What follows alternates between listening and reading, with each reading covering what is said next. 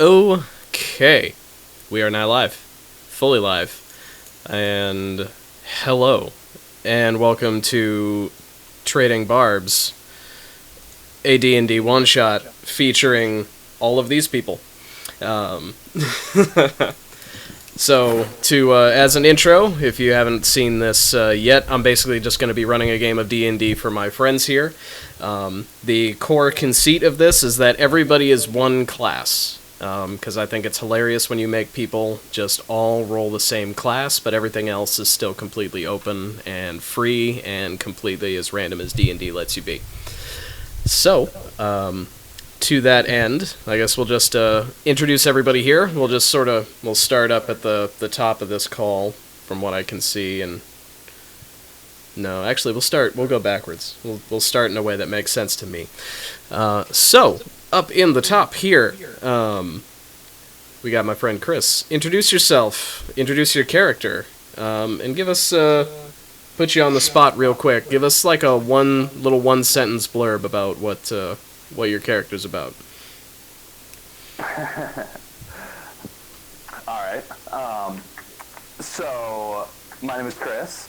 My character is Woodwoes, the Berserker Barbarian, and in a blurb, I think the best way to describe him, before we actually see him, will be to just read what I have on the sheet here.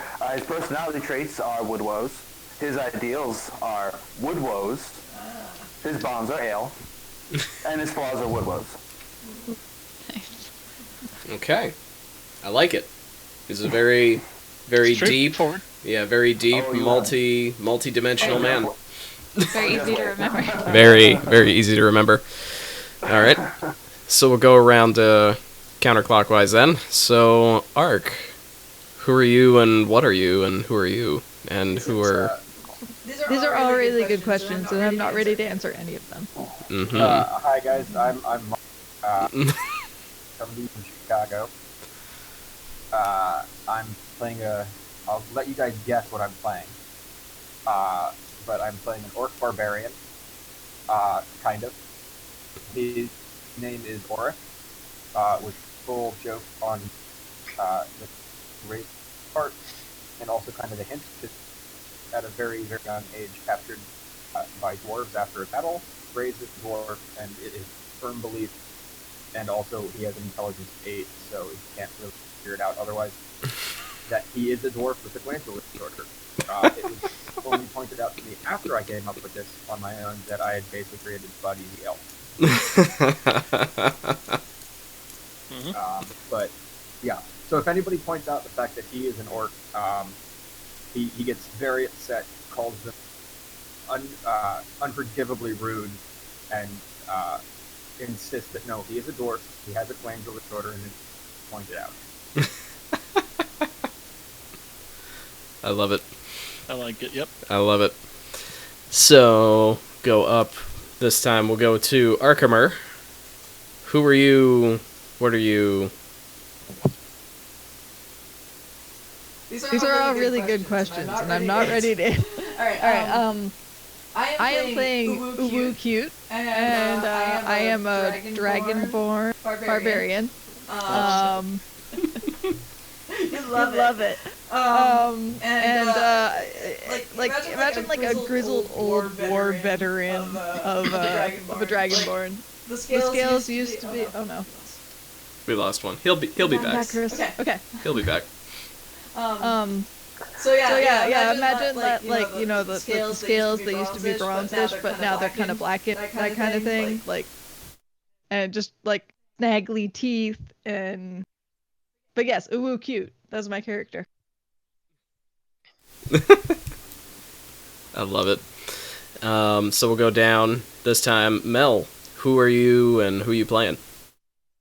I'm Melanie, and I have a tiefling barbarian named Cordelia, and she comes from a rich family who disowned her, and she has an issue with being overly helpful, where she once helped a thief carry stolen goods somewhere because to her he was just a man struggling. So, but it's not because Awkward. she is so purely good. It's because she feels like she constantly needs to prove that she's good because she has a really crappy family.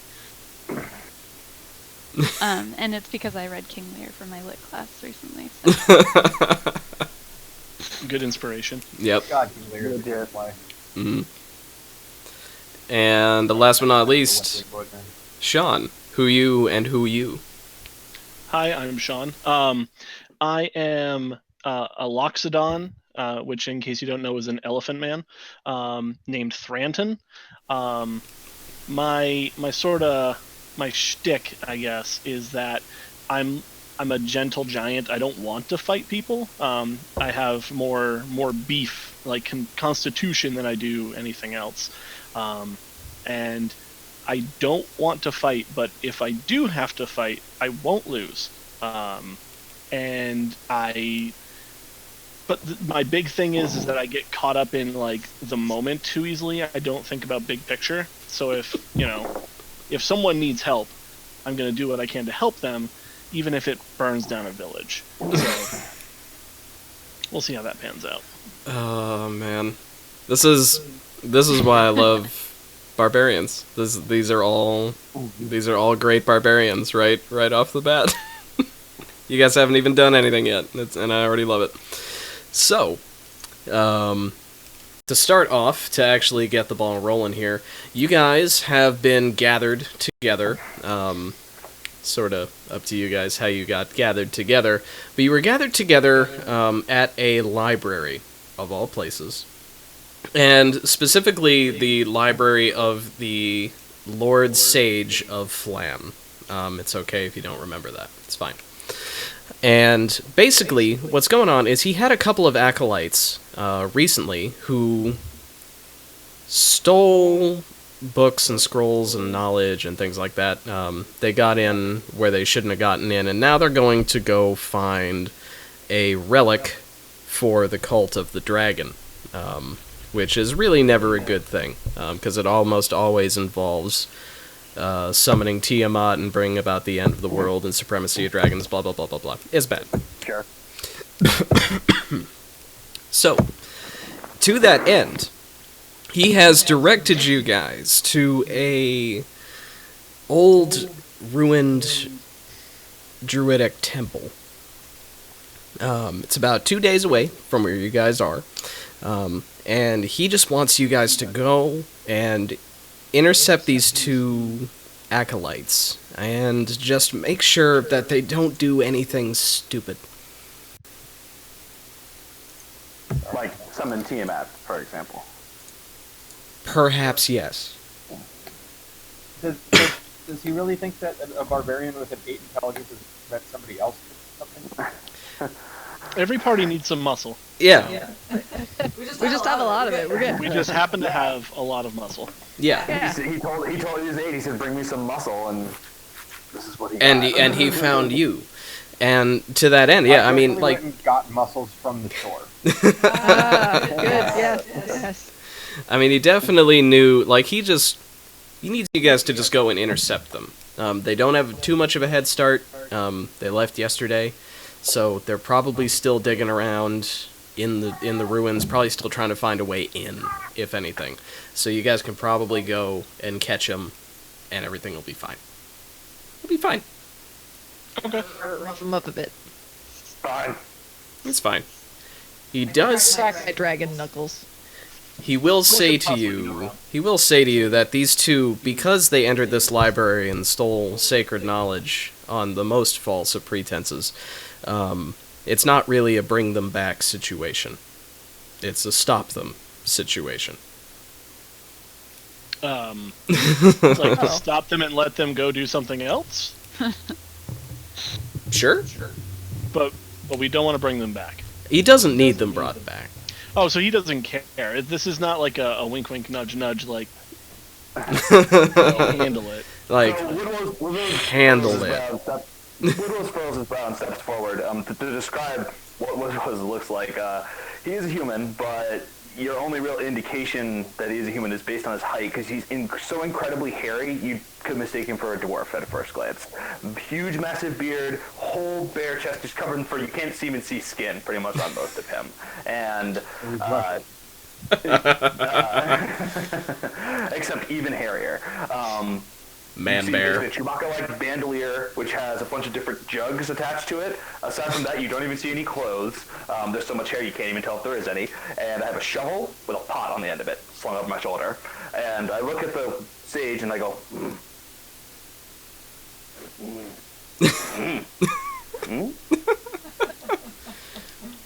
Or accepts forward and goes, "My kinsman is right," and slams a hand down on his shoulder. Do we want to kill them? Or do we want them not dead? I want them stopped. I do not want them to succeed in whatever nefarious crap that they're gonna go do. Like, they need to not succeed, first and foremost. Obviously, I don't want to send you all in on a suicide mission or anything like that, so obviously, defend yourselves, should the worst arise. Oh, we will. defend. Widows shakes his shovel. Now, I don't know.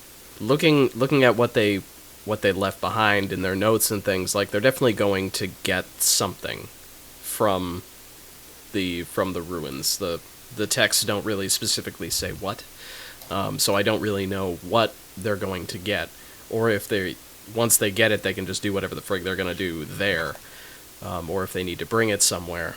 But I think if you can they don't give any indication of what they're doing afterwards. No, they didn't have any notes or anything about what they were going to do with what they got, just that they were going to go get it. Okay. And that really is what worries me. Do we know where they go? The baby in the background pops up and says, "Yes, they went to the ruins of the Circle of the Scale." And yeah, he'll give you guys a little this baby will give you a map of the surrounding area, and it's really like a touristy map, like the kind that you get at the pier or a boardwalk or something. So it's like So it's very not actually to scale at all. Yeah, not to scale. There's like a really cartoony like temple, and like the market is way bigger than it is in real life on the map. But it does have a little dotted line with an X that goes to like ruins of the Circle of the Scale. So I'd like to look at the ads for the local restaurant chains on the map. Is there a tavern marked? Yes. There's several taverns marked. They're all here in town for the most part. Again, also prominently highlighted, sort of as you can tell, depending on how much they paid for the ad. And it does have those like around the border is basically just like the business cards for these various establishments. So there's like a really high scale place just called Eats. That's definitely prominently featured on the map. There's also just like Dave's Taqueria is also prominently featured, and a few other establishments along those lines. And the sage that brought you guys together is like, now I understand you're obviously going to want to go load up and carb load before you go, but I will definitely, if you return with good news, or even the item, if we want to keep it safe here, I will definitely pay your tab at whatever establishment you want to go to when you get back. And I'm sure you'll all get back. 2 days away? Yeah, it's about a 2-day walk.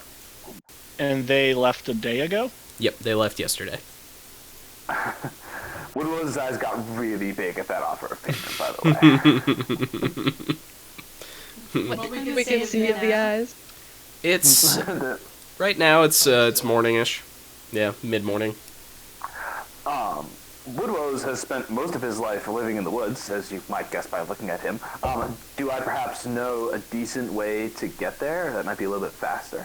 give me a survival or a history, whichever you prefer. Let's do survival. Probably not. Yeah, it's a 7. A 7. Yeah, you don't really have a good grasp of the particular topography of this area. So surprisingly, for a woodsy man, for a woodsy woes, you say road good. Can I try an insight to see if this sage guy is telling us the whole truth and nothing but the truth, or is he hiding something? Yeah, go ahead, give me a check. Never mind.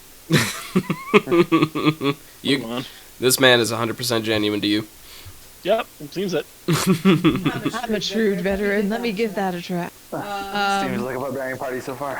Oh yes, that'll be great. I give him a dare, and kind of the intense eyebrow, and oh, that is going to be a 16. A 16, like insight? Or, what should I have rolled? Sorry. What did you roll? Insight? Yeah, no, insight's fine. He honestly does seem very legit. He may seem to be downplaying the desire to have the artifact brought back. He seems like he's pushing that. He's just sort of like, he snuck it into the conversation, but he didn't, snuck it in a little bit too deliberately. But he is honestly concerned with stopping these two acolytes in whatever the frig they're gonna do. I snort and nod. Yes, okay. I'd like to check around we're in a temple or a something, yes? Library. Oh, yes. Mhm. Are there other acolytes around, or can I tell if there are other acolytes around and what they might be? Oh yeah. There are other like scribes and scriveners and acolytes around, just doing filing or copying just usual library work. What are they clothed in? Basic robes. A couple are just wearing common clothes. Okay. I want to be able to recognize these acolytes on the road, aside from 2 other random people on the road who might be trying to get a specific item. Because, I want to make sure we're talking the right people. That's fair. Yeah, these there's no like uniform or sigil or anything that these folks have on. They're just employees.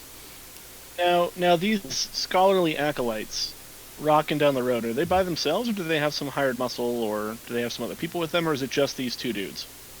When they left, it was just the 2. Okay. I don't know if they have any compatriots or accomplices or anything, but it was these 2 were the only 2 that I know of. Okay. Do you know their names? Yes, their names are actually written down. One of them, his name is Tibim, and the other is Spurnick. I was hoping it would be not. Those are terrible names. Yeah, those are pretty bad. Those are pretty bad names. I didn't write them. If I wrote them, it would be Dave and Jeff, and you all know that. Dave, like Dave's Taqueria? You know the owner? It's conspiracy, you guys. It's an evil Dave taqueria. Jr., Dave's son. He went to the. Needs that special spice. So we've got to go investigate the taqueria immediately. Gotta get to the bottom of this. Yeah, and a bottle, that and a mug of ale, I think. Yeah, that's what's on the mind. So are these acolytes from this town? No. Were they going through? They're from elsewhere. I don't know, I couldn't place where exactly they were from, but they weren't from Flan, they weren't from here. Okay. Interesting. Okay, well, maybe it's time to go hunt some acolytes down. Yeah, I'm ready to go. I I'm want ready to blow it to up help. with tacos and pop. Okay, yeah, no, it's up to you if you guys want to just head out or if you want to pregame at Dave's Taqueria. Totally up to you guys. Can we get Dave? Woodwose screamed at the top of his lungs. Yeah, we're gonna have to. We'll pick up in order to go, but we definitely can't sit down. Yeah, can we go through the walkthrough? There is, as you guys head out of the library, you follow the tourist map and you head beeline right over to Dave's Taqueria. There is, there's a sit-in area. They also have like a patio outside with tables, and there is a walk-up window. And Dave is an early adopter of the fast meal business model. Rushed rations. Is there a sketchy guy hanging out? It's terrible. Do they have a shake salesman kind of creeping around? Is that what we're doing? Yes, his name is. Rough rations in the future. His. Hate it. Right? Hate it. Yeah, no, there is. John Gator. Yeah, there is a man named Ron Gator. He's investigating the place. He's looking to franchise. But no, you guys can certainly go and load up. And for like a few silver, you can definitely grab like a basic taco meal. Yep. I would like to get the deluxe taco meal, if that's okay. Also, are the tacos delicious? Let's see. Let's honestly Roll see. for taco. Roll for taco. Deliciousness. Okay. That's a 13 on the die. So yeah, I'm gonna say these are like these maybe aren't like gourmet Not like the best you've ever not had. the best you've ever had, but there's several notches. There's several notches above Taco Bell.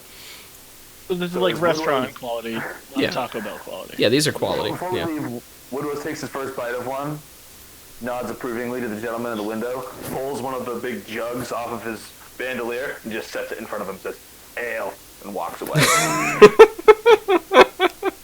Let's see here. Or No. Okay. I was gonna roll for the guy's age, and it's a 4. I don't think a 4-year-old is running this window. So, 40. but yeah, you definitely gave a stranger a jug of mystery ale. So, all right. Ulrich puts his hand on the ale, drops coin for his tacos, and then a little bit more coin, points to the jug of ale, and walks away with the jug of ale. Very efficient. As a dwarf, any ale is his ale. Love it. I walk up to the window and I order a taco. Just one taco. You looking for a meal or just a solo? I love that we made you roleplay a fast food window. This is so good. this is D&D. Actually, I'd like to supersize that.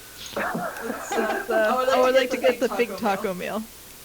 Oh, okay. I gotta use my character voice. I'm sorry. I'd like to get the big taco. Okay. So yeah, he sort of like leans over and he's shit. What's the Spanish word for basket? I mean, basura is trash can. Let's go with that. Okay, good. Yeah, like he sort of leans back towards the kitchen and like basura loco 1. That's the worst. Alright, yeah. Alright, cool. And I also say, hey, any cultist types come through here? All the time. Like we're open late. We're open real late. How about lately? When was the last time you saw a cultist type come through? 3 a.m. I try to do that. 24-hour window.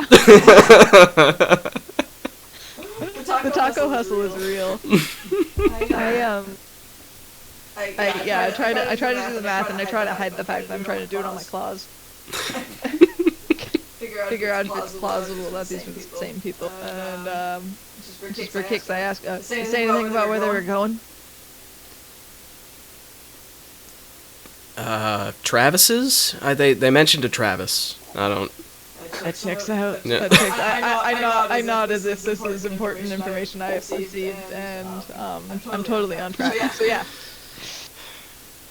Very good. Very good. Beautiful. Alright, Just beautiful. Cordelia will go up to the window and she'll be like, "Hi, can I have 3 tacos, please? And can I get some avocado? But like not guacamole, just the avocado, please." Like, just a A whole avocado, I'm trying to or be Tina's babysitter. or do you want us to pit it, or you just I mean, whatever's easier for you. okay? Can I get it on the side, please? Someone who's worked in a And he'll restaurant, I really don't like you right now. and he'll lean back into the kitchen and be like, "One Nino Blanco." and at about the same time that your party pack comes back, there comes up a little basket with 3 tacos and then 2 halves of an avocado. Thank you. Can I take a look around the seating area and just like the general area of the restaurant and see if there's anybody that I feel is either suspicious or just somebody who generally attracts my attention? Okay, go ahead and give me a perception. Perception? Yeah. 13. What's due to perception? For a barbarian? Wow. 13. Okay. All right. So yeah, at this time of day, it's mostly it's like the early lunch crowd. There's some families here. It's not super busy yet. You've definitely beat the lunch rush. Lush rush. The lush rush. That's you beat that too. Later. That's in the evening. Exactly. Yeah. Not if they're lushes, they can drink all day. So at this point, it's everybody looks pretty mundane. Like there's nobody really takes your notice. So I'm gonna head up to the window, and can I ask if the breakfast menu is still available? Oh yeah, we do breakfast all day. Breakfast all day. Okay, excellent. Can I get a breakfast burrito? Yeah, sure. What size? As big as you can make it. Okay. And I want extra hot sauce on the side. Okay. And no matter how much he brings me, I'm gonna use my trunk to like reach in through the window and grab more. So yeah, so that goes. So he comes back with a sizable breakfast burrito. Definitely the biggest one that they've got, and he does have like 3 or 4 extra little hot sauce cups on the side. And yeah, after about the 3rd reach in, he just kind of like moves the tray. The window. Just hands you the bottle. Yeah. Thank you. The bottle. All right, so everybody all provisioned. Everybody tacoed up, ready to move I out. think we're satisfied. I am provisional. I love it. So Woodrose does look over at the breakfast burrito and gets the look of someone who's sort of thinking they ordered wrong, but So my brother just walks around the corner and shows me this.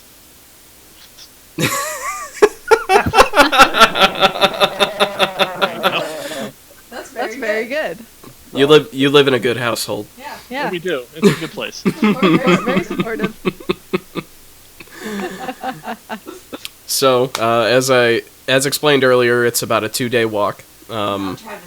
It's for most of the walk, it's a pretty mainstream route. So there's definitely foot traffic. Chances of like a animal or a bandit encounter are pretty low. It's a pretty well traveled, pretty well guarded route for most of the way. So it's going to be a pretty easy walk over. Anybody have any little like things that you do to amuse yourselves as you walk down the road? Any little personal rituals you do when you have to stop that first night? Well, so elephants really can't jump very well. Like it's not part of D&D canon, but elephants can't jump. So as opposed to like when kids walk through the high school and like jump and hit the roof or whatever, I do it with my trunk. I just sort of walk by and like smack branches with the trunk. Love it. Resourceful. I like that. Yeah. Uwu likes to take his various trophies that he has, and kind of like at night he'll lay them out and almost kind of like rearrange them, nudge them around, and try to get them in the correct arrangement, whatever that is. Count them. very, very trophy oriented. And the correct arrangement changes every night. Yes, it depends on the stars. It's a never-ending cycle. Mm-hmm. Or tries to gather the entire party into a prayer circle. I'm gonna guess mixed success. I will kindly play along, but I am a team player. when everybody's like, "Close your eyes," I'll keep my eyes open. He leads the group prayer to the god of war. Choice. While he is a barbarian raised by clerics. In Woodwell's kind of looks a little uncertain when you say that in perfect Orcish. He says, "I don't usually get down with religion, but this I can get on board with." What? I don't know, but he looks around. Did anybody understand that? Nope, not me. Yeah, Orc does not speak Orc. Woodwell looks a little disappointed as he realizes that no one speaks a more cultured language, but... Cordelia would offer to help everyone set up like their camps and like bedrolls and things. And for anyone who didn't accept her help, she probably like went and checked when they turned their backs maybe to make sure they did it right. Great leadership. As we've been walking, Woodwells has also waved at every single person that we've seen on the road and gave a very long guttural hi, and a surprising number of people wave back and actually say hi, Woodwells. Specifically. Oh wow. Are you famous?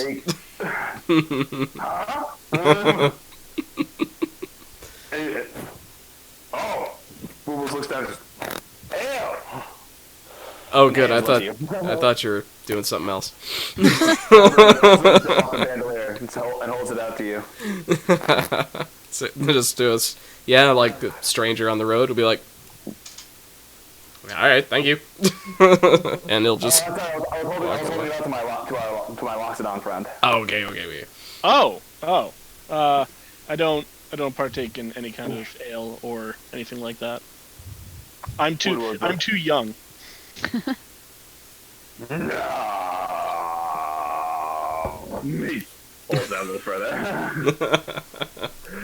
You see, Loxodons, we age differently. So, I'm still under the legal drinking age for my home. No one here. No one see. No one get hurt. I have a feeling that they would find out. Woodrow is genuinely baffled, by the way. Orc leans over to Woodrow and goes, "Lightweight."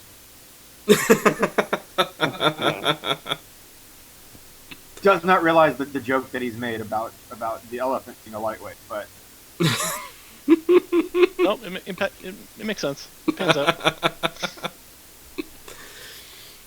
Awesome. And actually, when we make camp that first night, I will put my kettle on the fire, look around, find a few supplies, and shockingly start making some ale. I am completely This is the blown thing away. you can do overnight.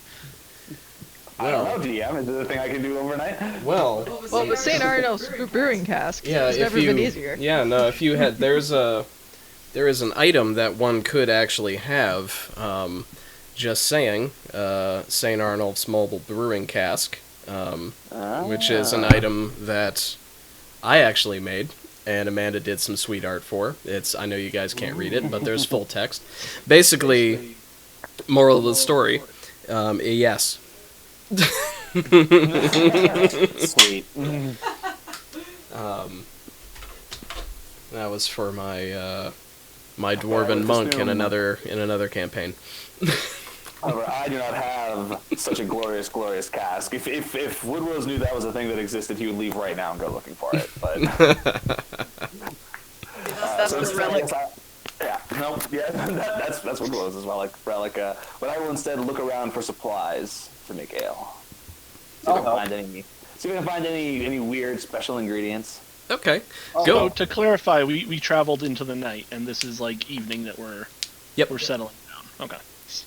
So to go ahead and do your forage for brewing supplies, Okay. Excuse me. I think I heard someone was helping me. Yep. So go ahead, both of you go ahead and give me a survival check or investigation if somehow you have intelligence. Can you imagine? 10. 10. All right. 16. 16. Okay. All right. So you're not gonna find like the classic beer ingredients like hops and barley and things like that. You do find like some grains and some herbs that you know can be brewed into brewed and quickly fermented into an alcoholic beverage of some kind. Don't know if it's specifically going to end up as ale, but it's good enough to give it a try. It's good enough to try. It's ale. Well, I have to say, if I can, Woodrose will see if he can get some supplies going. Could I get a new batch fermenting in one of my empty jugs? All right. But yeah, no, you can find some moderate success with that, and given time, you can see how successful you were. All right. As Woodrow's working, or Woodrow is working. Oric's gonna pull Woodrose. Woodrose, sorry. Oric's gonna pull out a flagon and offer it to Woodrow or Woodrow. And just offer it to Woodrow. And what is it? It is dwarven ale. Ooh. Woodrose will definitely sample some of that. Now, how potent is this particular ale? Like It's dwarven ale. dwarf grade? Okay. So go ahead and first of many, go ahead and give me a Constitution save to see how schmammed you get.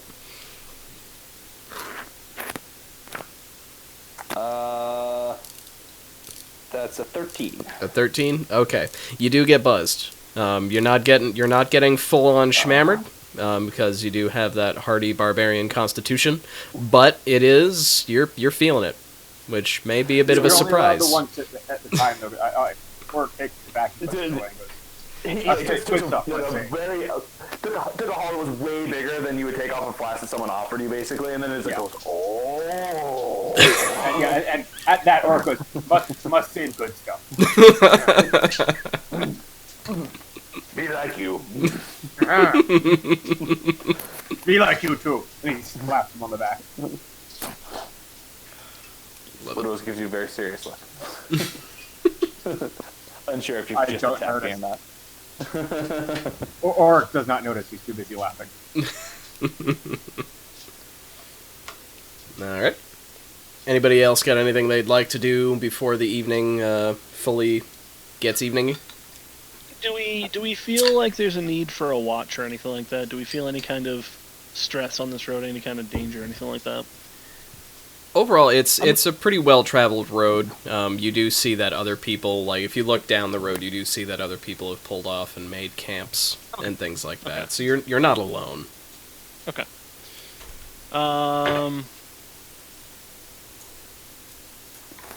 Yeah, the only thing that I'd want to do is sort of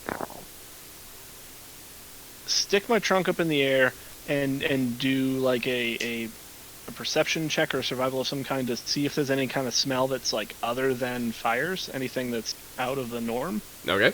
Yeah, go ahead and give me that perception. Give me that sniff. I have advantage on this, so 15. 15? Okay. Yeah, you don't get anything out of the ordinary. You just you smell the normal traveling smells, cook fires, some pack animals, people.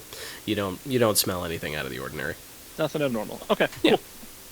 Yeah, I'm ready to just sort of tuck it in until night's over, yeah. All right. I'm gonna save one taco and one half of the avocado I got for breakfast. It's gonna go brown. Fine. Hey, It's been like 12 hours. I'm rationing. They're good. It was brown to start with. This is D&D.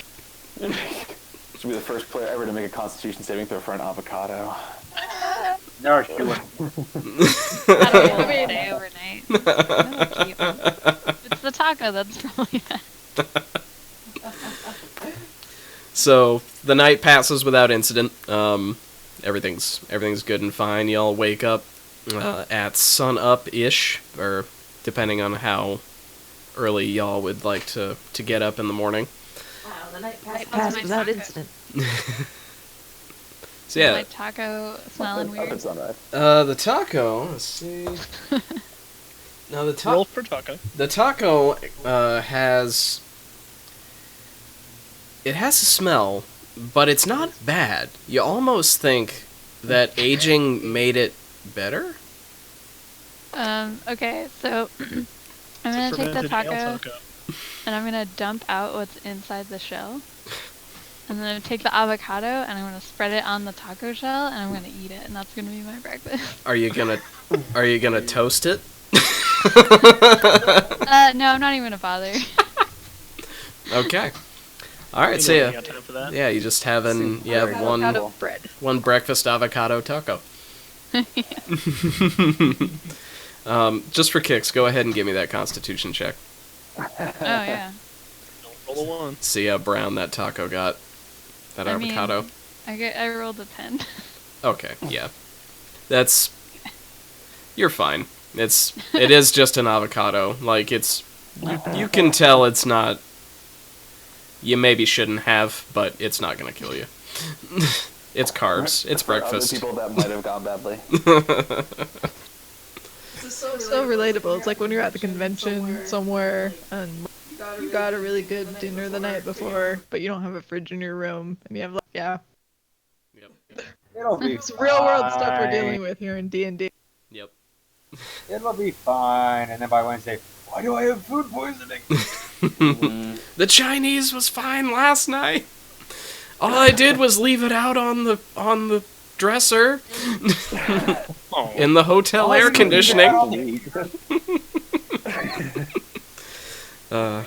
We've all been there. Yeah, I wake up early and kind of kick around the camp. I collect my trophies and adorn myself with them. Are they all still there? I don't know. I hope so. there are so many, I've lost count. Give me I could do to lose one of these. I have so many. give me a perception or investigation. Oh.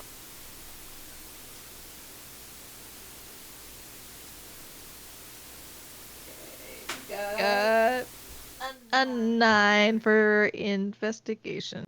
Okay. Or perception, rather. Sorry. Okay. You don't know this at the time. You'll find later the next time you go through your personal ritual. You did lose one of the smaller ones. Okay. But anybody else have anything else you'd like to do before you set out in the morning? I help everyone pack up. Properly. Actually, you go ahead and give me a perception check. Oh, Oh, maybe she'll find the thing. I don't think I'm very perceptive. 8. 8. No, you don't. You don't find anything. You don't see anything extra while you're cleaning up after everybody. Okay. I would say that you definitely do notice that since you're going to help everybody, Woodward doesn't really seem to have any equipment at all beyond a bunch of jugs, a pot, and a shovel. Efficient. You don't even see a weapon. That's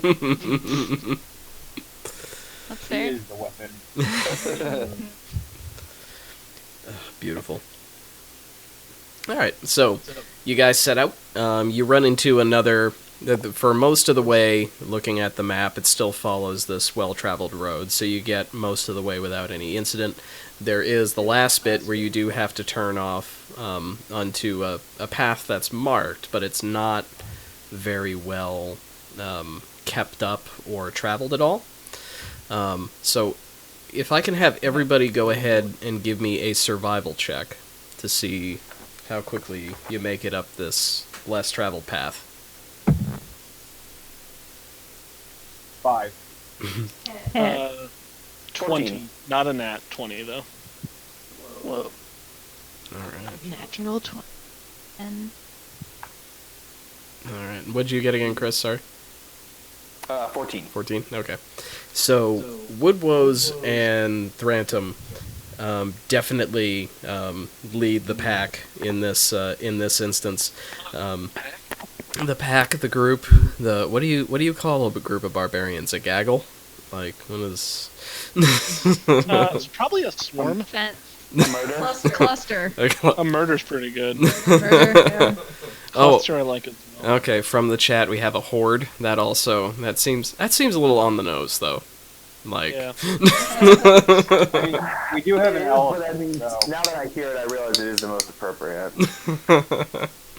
but, Hordlet. hordelet. Like a mini horde. Micro horde. Horde. Artisanal horde. So you guys you'll make it through with the guidance from the Loxodon. You don't lose a lot of time on this, and you make it just as the sun's not going down yet, but it is sort of starting to be like that golden houry, almost pre-dusk sort of thing. It's in the beginning of the evening when you guys arrive in a larger clearing over some hills. Let me get some box text up here. The hills that you've gone through, they're sort of peppered with large boulders, likely just rolled down from the mountains in the area over time. And you eventually reach a large clearing with a 60-foot circle with a bunch of 20-foot tall standing stones, sort of like a Stonehenge-esque situation. And in the middle of that, you do see a pile of stones, almost like a cairn or trail marker, sort of in the middle of these randomly standing or fallen over stones. They're like 20 feet tall? Yep. Okay. So... I'd like You to see do the it. entrance. Go ahead. John, what were you saying? I was going to say we just want to investigate and see if anybody had been here recently. Any marks of a fireplace, anything like that? Or a fire pit, rather. Okay. Alright, yeah, anybody taking a look can go ahead and give me a perception check as you start to check out the area.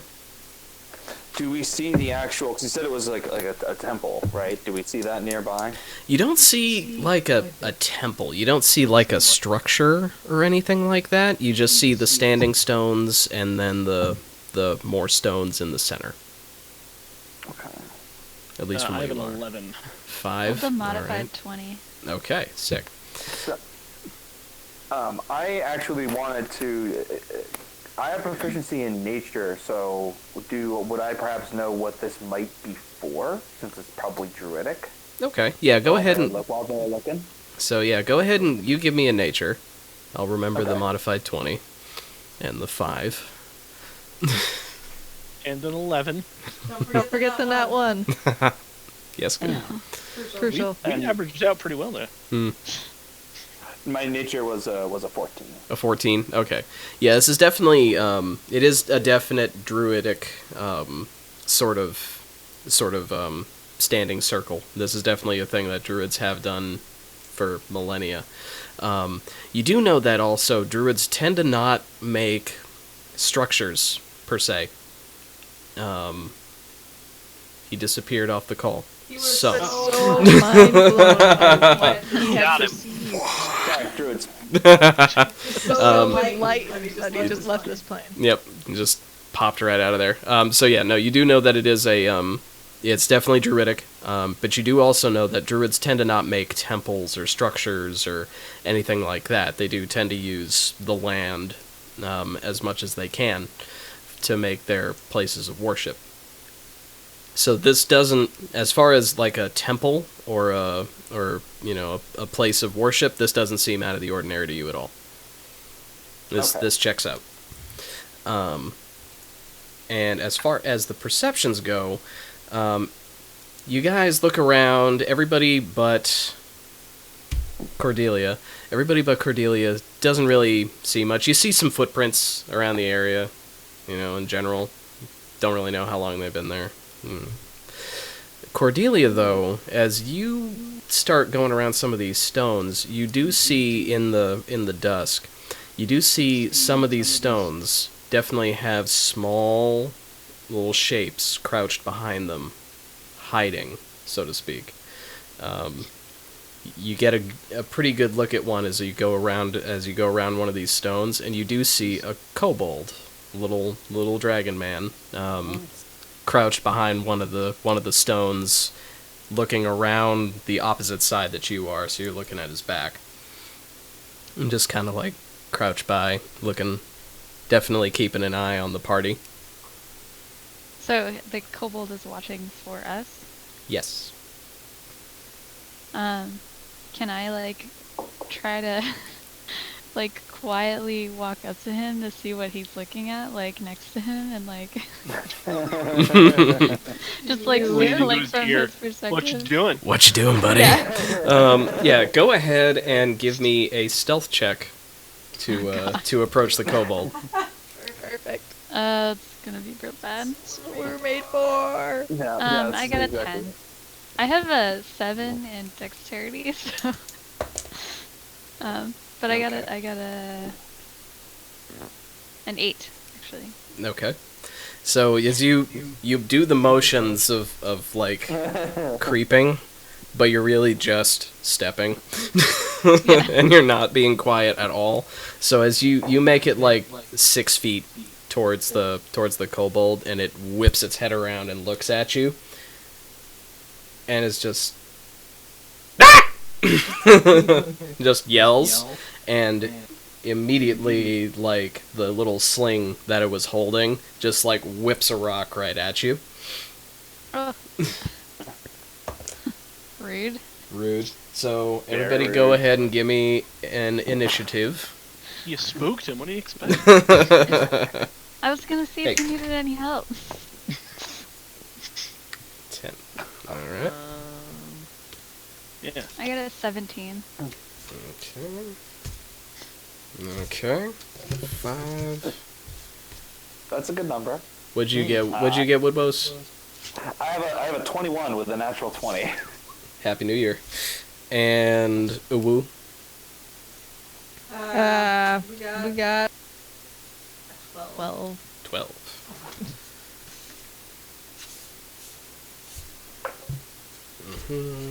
And alright, so the sling going at you, Cordelia, that is going to be a... Does a 17 hit you? Yeah. Okay. For 3 damage, you get a rock bounces off you.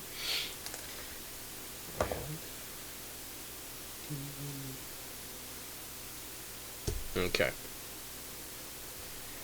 So as the rock bounces off you, as this kobold screams, you guys sort of see and hear a bunch of other kobolds just suddenly pop out from behind a bunch of these standing stones. There are a couple with wings that are now on top of the standing stones. So yeah, there's about 8 on the ground, including the one that Cordelia spooked. And Woodwoes, you go first.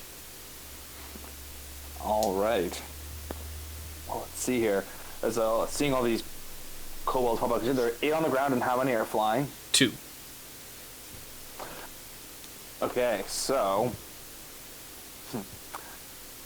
as all the kobolds jump out, I look around, and I would like to rage, No. because why not?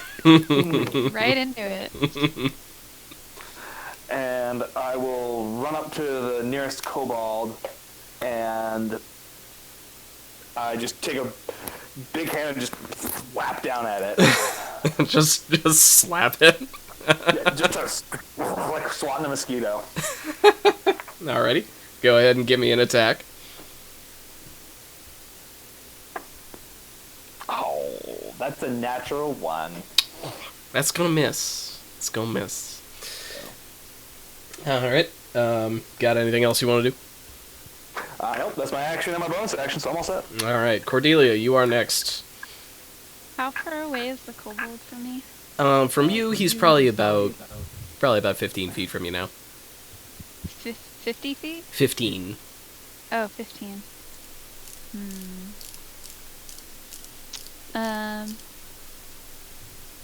I'm gonna put my hands up in the air and say, whoa, whoa, whoa, whoa. I was just here to help you. Okay. And Rage. I'm gonna take my halberd out, but I'm gonna well, no, I'm not even gonna take my halberd out actually. I'm gonna stay there and hold my action. Okay. Go ahead and even while you're holding, go ahead and just give me a persuasion Okay. to try and. Was my first attack so bad? Maybe that kobold thought I was trying to give him a high five or something. Look at the elbow! Look at the elbow! 11. An 11. Okay. That kobold, he looks confused. Like still holding the sling, just ready to let go another one. But he's just kind of like, what? So now I got a decision to make. So now it is the kobold's collective turn. And the one that you're talking to is gonna like chitter. Does anybody speak Draconic? Me. You. Oh yes, a Dragonborn. So you see the kobolds are gonna sort of like chitter at themselves. Everybody just hears little Draconic yelling back and forth. The one that's closest to Cordelia is gonna be like, she says she's here to help. She says she's here to help. The one that Woodwose tried to slap is like, that one tried to slap me.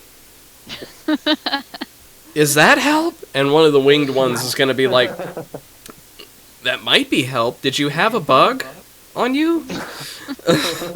And one of the other winged ones is going to be like, I don't think that's help. And they're just going to like just kind of chitter at each other for their entire turn. All 10 of them are just yicking away at each other. And Uwu's the only one who can make a word out of any of it. But you can definitely tell that they're just arguing amongst themselves, trying to figure out what the heck's going on with the situation. And it is actually your turn. My turn. Whose turn? Yes. Me? Okay. Okay. I overhear this. I realize that they are bickering amongst them, and I kind of look over my shoulder to the rest of the group, and I say, in common, they're just arguing amongst themselves. Maybe we should just pass through here. And what fun things can I? I will.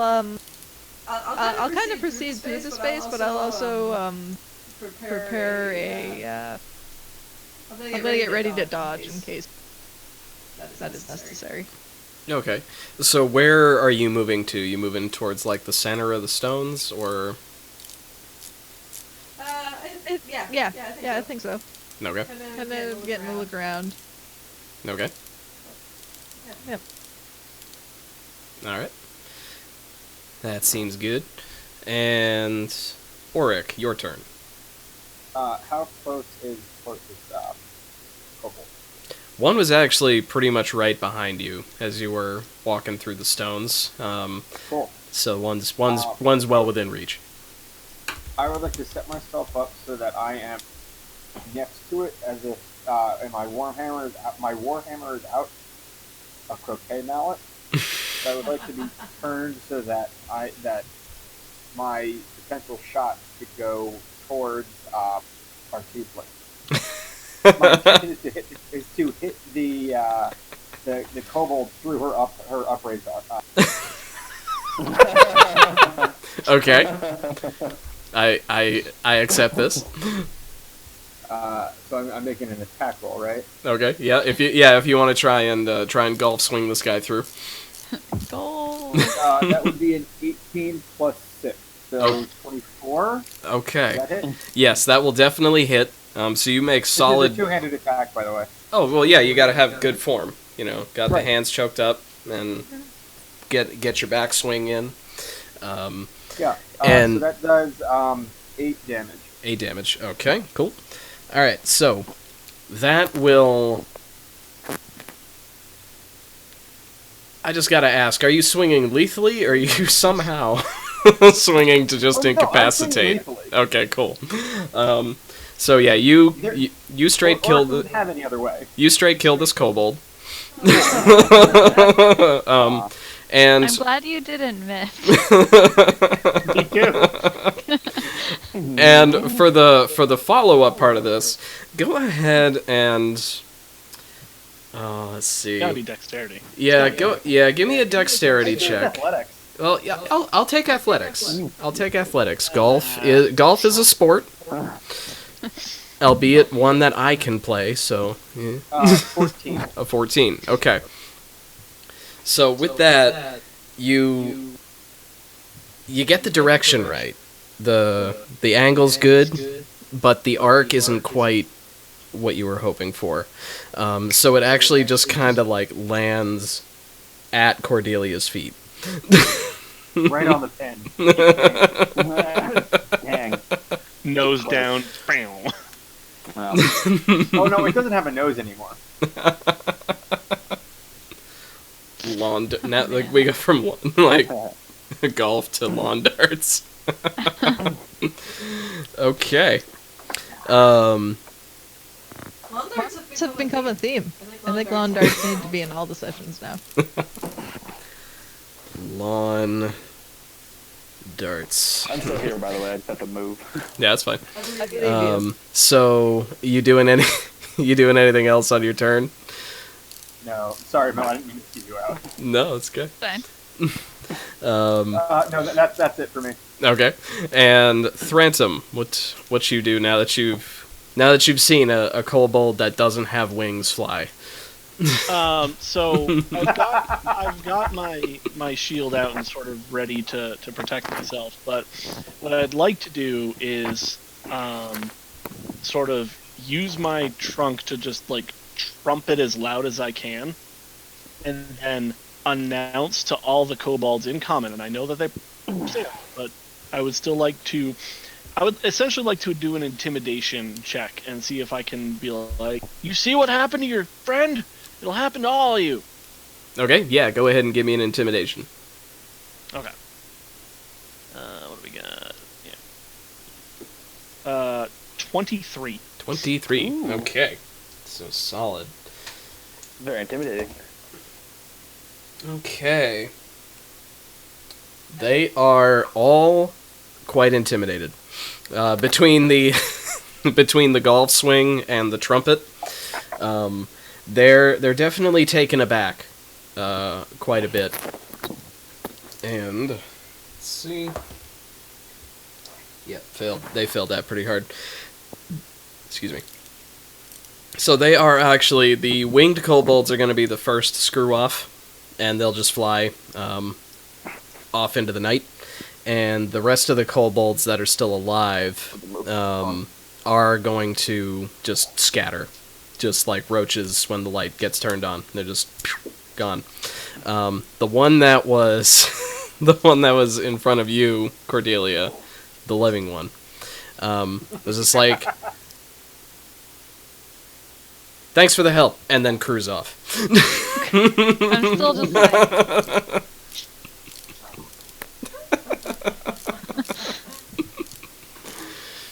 Thanks for the help. This is petty, but does the one in front of me disengage? Let's see. Odd or even?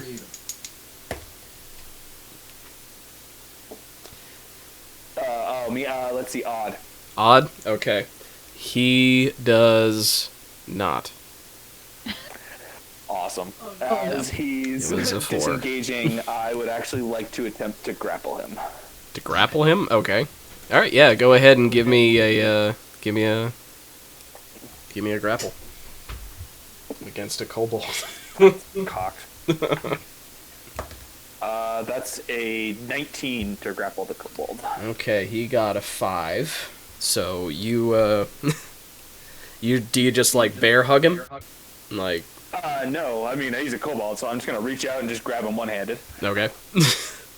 So yeah, you firmly have the last kobold in the batch. It's in the same motion. You like slap the ground and then just sideswept him. So yeah, you got him. Just kind of what you do. So let me just think here, because that was my action. Because I think actually, yeah, because I am a berserker, I can take another attack. I can make an arm strike. So basically, what I'd like to do is I'm going to grab the kobold. I'm going to look up after one of the ones that's flying away from us, and I'm going to throw this kobold right at another one of his buddies. And here I was thinking you'd want to talk to it. Why would I make that mistake? I'm a raging barbarian. I don't know how to talk to things. All right. Well, go ahead and give me an improvised ranged weapon attack with strength. That's a 23. You've thrown kobolds before, I see. So just like, do you do any like finesse with it? Do you like try and like discus throw it, or are you just Put a bit of English on it, give it her. you try and put some So get a spiral on it, or what are we doing? I would say basically what happens is, as he sees them all running away, Udos is very disappointed. So he just steps forward, like grabs the one that turned away by it's like if it's wearing like rags or anything, just grabs him by its rags, and then just like wrestling just up chucks him like so like from the back, so he just goes free through the air and lands on top of the other flying kobold. Okay. So you see sailing through the air one kobold, you see it hit another one, you hear like a squeak when they connect, and then you see them both plummet to the ground into the woods. And as they do, I yell after them, "Very rude!" Did his kobold or my kobold fly farther? Ooh. Oh, that's good. Well, let's see.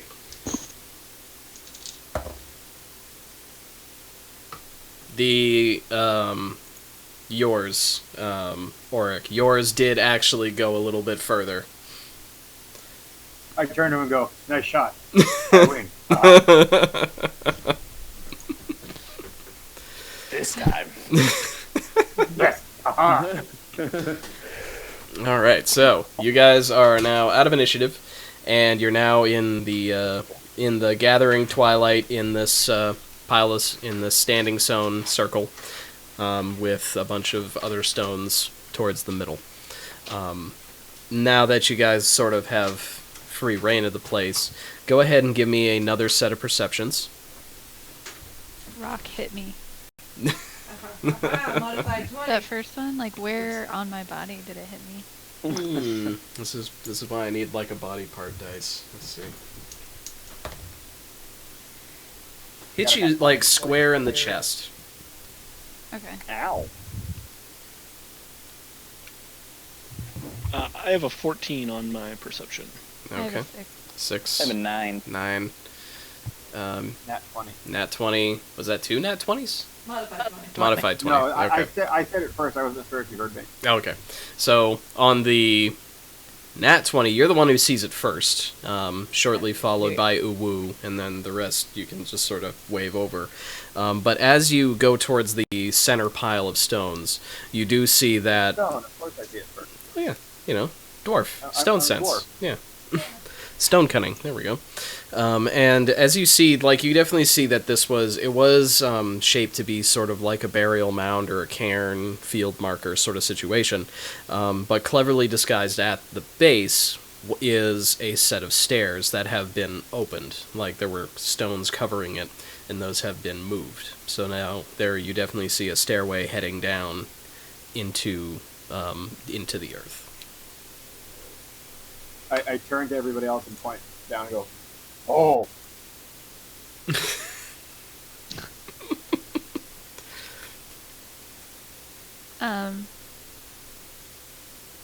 that really all you just point Yep. down? Are you just pointing? I'm pointing at the stairs, the opening to comes the over. stairs.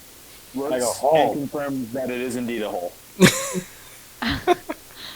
I was gonna say, so Cordelia might interpret that as you like pointing to like a part of your body, depending on the angle that I'm like. Oh no, seeing it's not like you. I'm pointing. Like- I'm standing on one side and pointing like down and to the Okay. right. Okay. Like there's a hole here. Like, are you? I Just kind of reinforce the thought. I'm like, that's a hole. Yep, that's a hole, alright. Yep. Grade A hole. One big hole. I'll go take a look nearby. Does it appear like anyone has passed? Are there stairs like leading down, or just a hole? Nope, it is a set of stone stairs. Does it look like anyone's passed this way recently? Give me a survival check.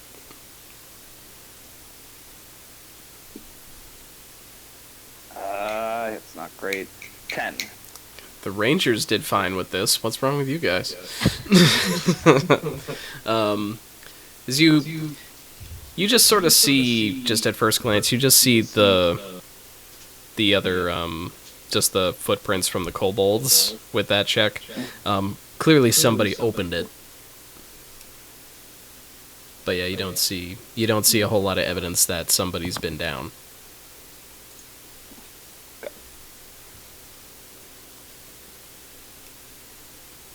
Anybody go down the stairs?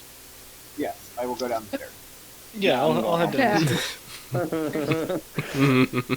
Actually, I have a legitimate question. Like, how big is this hole? Like, am I gonna have any problems? The entrance is going to be a bit tight for you. But that said, once you get down into the stairwell itself and you get into the room that you see, all the ceilings seem to be like 15 feet high. The ceiling, so I'll do the the sort hallways of widen out. the sideways shuffle and get in the doorway. Cool. So Is it dark? a bit.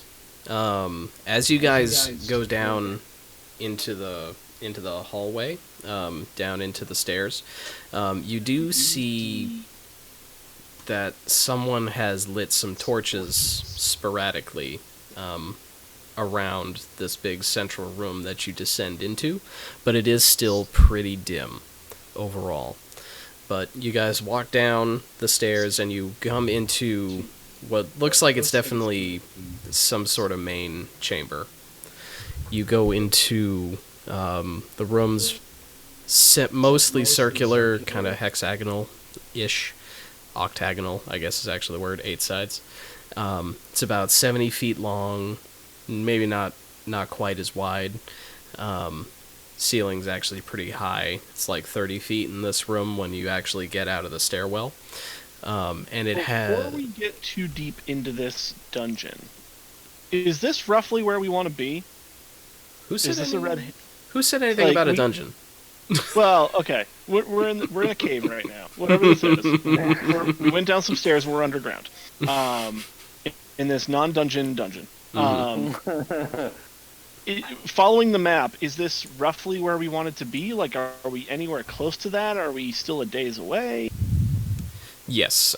Between the map and... I'm not asking if this is exactly where we want to be, but like... Yeah. Between we think we're close. Yeah, between the map and the nature check that Woodwow's got when you guys first arrived, this is definitely a druid temple situation, and you were told to go to a nearby druid temple. So cool. Just making sure before we. So we're not supposed to be at the druid temple down the road. Got it.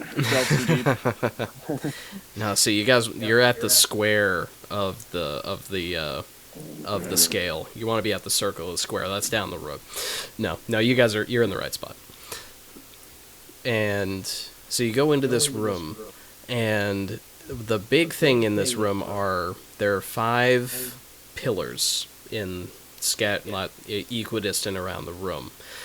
Each pillar is carved to resemble a dragon. Each one is a different color, 5 different colors from all of them. And You do also see that you need to make a perception check as you enter this dim room.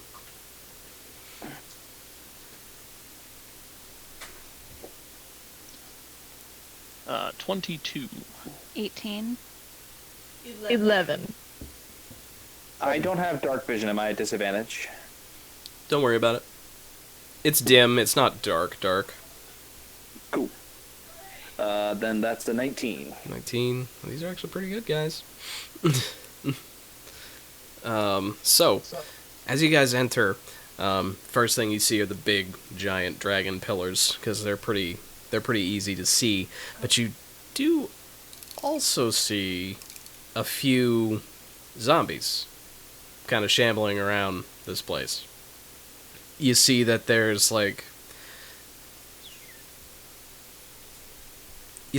five just kind of shambling around in the middle of this room, just kind of wandering aimlessly.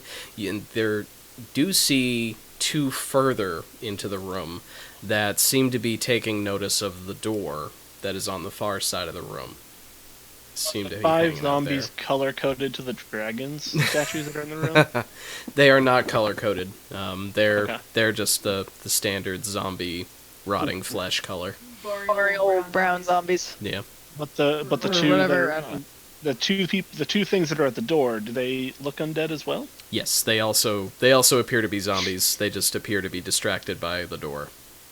Gotcha. The two at the door, or any of them in the room for that matter, they don't appear to be dressed up as the sages we're looking for, are they?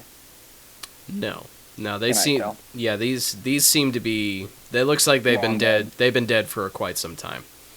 Maybe Okay. not centuries, but yeah, definitely more than a day or two. But they don't seem to care about us, right? Not right now. You guys just entered the room. They haven't noticed you yet. Okay.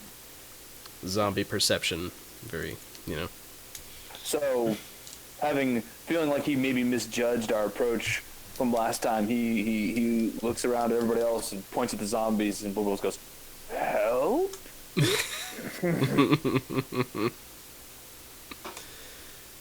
So yeah, do you help the zombies? I'm gonna sort of like shake my head and be like, not like last time. I feel like I wouldn't be eager to help dead things. That's where That's where you draw the line. Right. We could help them to be actually dead and not undead. That's That's true. true. This is true. This is a thing you could do. That no. So can I lean over towards Cordelia and be like, you want to try sneaking up on one again?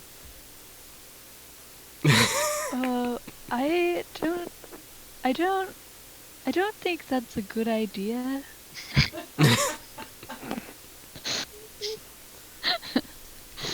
Love it.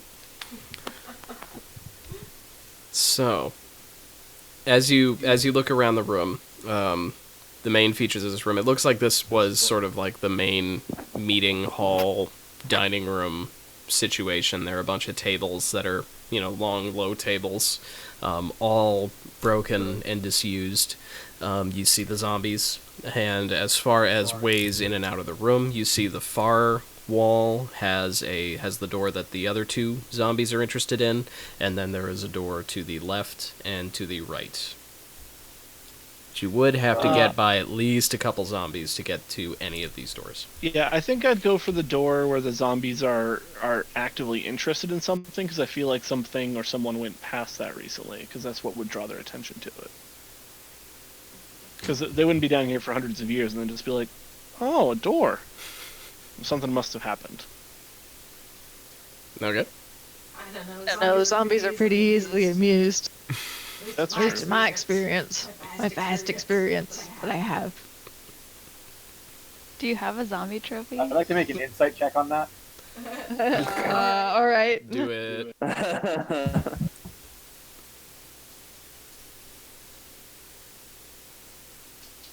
Eight.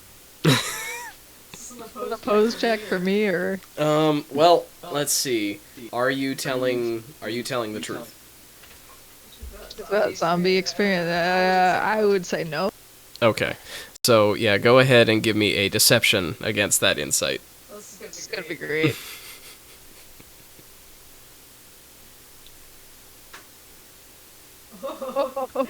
18. Hey. Seems legit.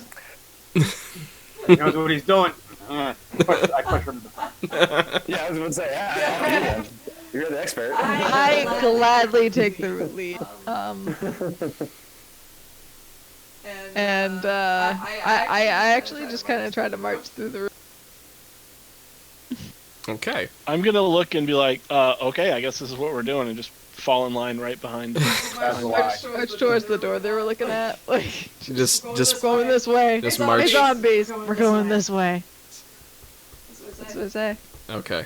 So you're just gonna with purpose, just march right on through. Yeah, you know how you do that thing, and like, you're going through like a doorway or something, but you don't have like your employee badge or something, but you just do it with purpose, and sometimes you can get away with it. Yeah. Mm-hmm. Supposed to have a ladder. That's how you do it. You walk through with a ladder, because no one stops You anybody need, with you a need ladder. black clothes, a sense of purpose, and a multi-tool. That's all I you look for a ladder. Yeah. Take a chunk of the stairs with us and just walk. Okay. Let's see. Go ahead and as you walk towards this door, go ahead and give me a persuasion or intimidation.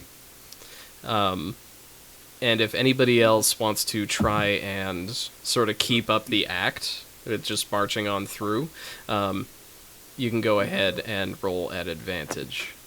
If we're intimidating, I will join in. If we are persuading, I will not. Intimidating, definitely. Okay. I will. Like I said, I'm gonna fall right in line, and I'm definitely intimidation, and I got a 21.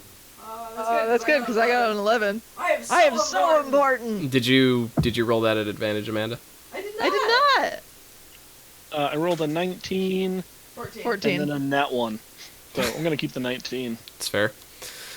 Okay. So yeah, with that assortment, you guys actually you look like you got purpose. You walk right by. You definitely have to walk within like 5 feet of one of the zombies. Enough worms, we're walking through. And he just kind of like, like a zombie's just kind of like. It's like. Not my job. It's just, you just kind of like, okay. And then, so you walk through the room. There we go. That's the word I'm looking for. And you get to the 2 zombies that are standing in front of the door. Excuse us. Like, I try to gently push, but my strength overwhelms and just like shoves them to the side. Okay. You're just like, yeah, so like, I'm in the front of the line, but you're behind me, and you reach with your trunk past. Yeah. Okay. So with that, Amanda, give me another intimidation. For the record, I didn't roll to walk with them. I'm just hanging back, watching this happen. That's fair. That's fair. I Not got helping? What is this? earlier than I that didn't one. consider this something that required help. Okay. So that was a 1. All right. So confident. I know what I'm doing. I don't need help. It's fine. Right, exactly. And Sean, go ahead and give me a strength. Or Strength, yes. Yep. Alright, 16? okay. No, 18. 18. Okay. Cool. All right. So with that, the intimidation fails hard. The 2 zombies at the front are like, they can't quite articulate this through the rotting flesh, but they're sort of just like, you don't have a badge. They kind of have that look. They're like, you don't work here. And Kevin. They don't even go Bob, here. you don't recognize us? Come on. And Sean, though, you do manage to shove one of the zombies, and you just shove it right over, and it slides across the floor a couple feet. So now there's only one zombie in front of the door, but they have definitely grown go, suspicious. I'm sorry. As suspicious as a dead creature can be. And anybody else doing anything with this situation? I was back with Cordelia, not because I didn't think that was a great idea, but because Woodrose was just so in awe and blown away by the sheer audacity of that move that he still hasn't recovered from it. Yeah, I feel like I've sort of expended what I can really do. Okay. All right. I think the only courses of action that Orc can really see forward are like grab one of the zombies and attempt to rip it in half, or just follow the lead of the other two people. Okay. Yeah, I gotta wait this one out. Okay. So This show's too good. the five zombies that are closer to the door you came in, the ones that are closer to Woodrose and Cordelia, are they're still just sort of like, everything's fine. I don't see a problem. I'm like, must be here on business, whatever. But the two that are close to the door, they say the jig's up. So the one that is at the the one that Sean knocked over is gonna use its action to just stand up and start shambling back towards the procession at the door. And Take any damage? well, when you were just shoving it out of the way, were you just I wasn't trying to hit it. No, I was just like moving it? It's sort of like a cat. Like, here, I'm gonna push this thing, and then oops. Okay. But it did fall down. Okay. It did fall down. It didn't fall far. Okay, I mean, all right, it just no fell. damage. It just fell over. So yeah, no damage. Okay. But the one that is at the very front there definitely looks like it's about to swing at you, Uwu. Wow, rude. That's just rude. So we haven't initiated. So, can I just sort of like I've been carrying my shield with me? Can I just sort of like reach that up and in a bracing position and be like, no, please don't. You can do that. Okay. That is the thing Yeah. you can do. So yeah, I'm sort of in a braced position, ready to block a hit. I give it a stern look. Like, I know who your bosses kind of look. Like that kind of thing. Okay. Yeah. All right. Give me He's Dragonborn, I suppose. yeah. Give me a deception.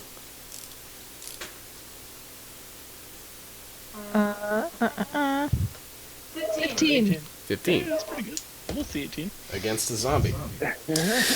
You're really good at deceiving. So that will actually work.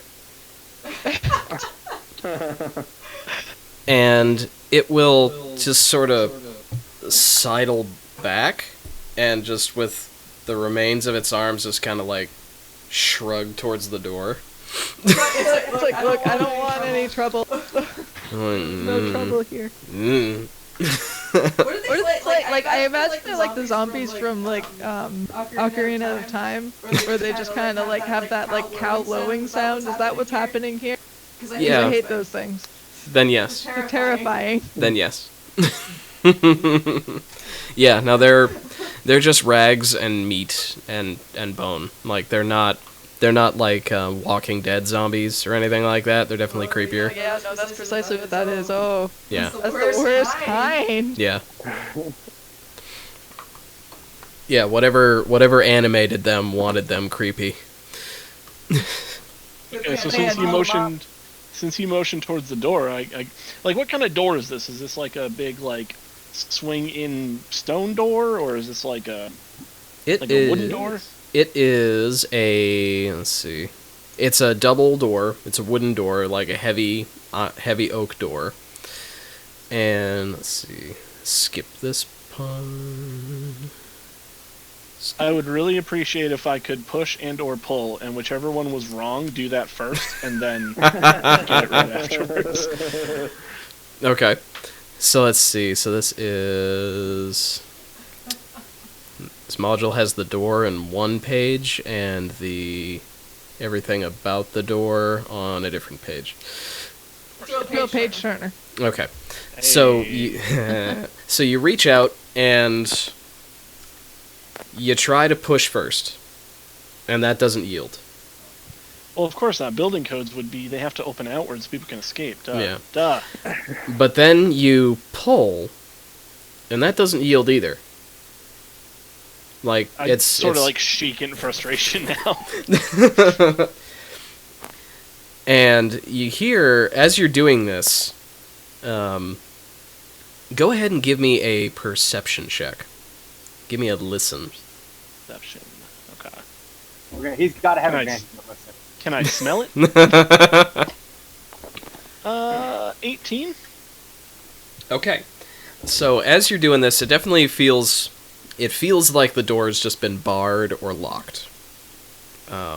It feels like it should open, but yeah, there's something preventing that.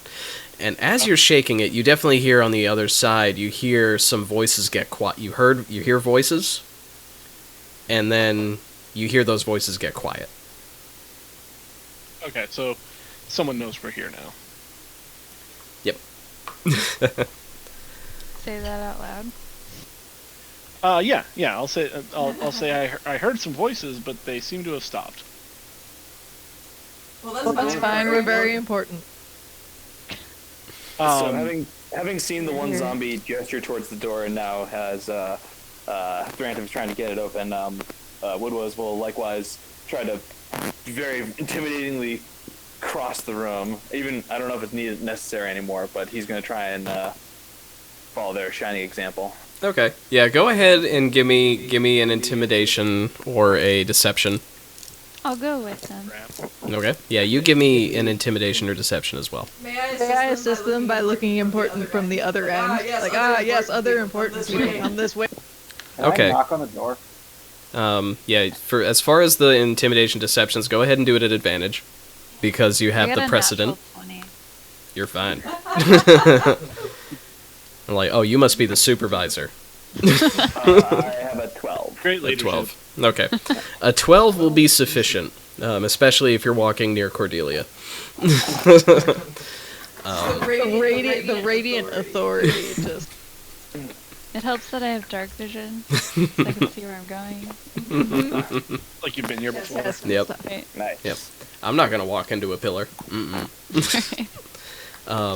So yeah, Auric, you go and knock on the door. Just give it Yes, I a... do. Okay. And go ahead and give me a perception as you knock on the door. Anybody next to the door can give me a perception. That is a 17, 16, 8. I don't, 10. I don't think I'm next to the door yet, am I? It's up to you. It's okay. That's fine. Okay. All right. So with the 16 and the 17, you guys definitely hear the voices. Like you hear what sounds like maybe a an adult male humanoid, and a bunch of smaller voices. And the humanoid voice you hear is like that. Zombies don't knock. Are we interrupting a class? Is this a field trip?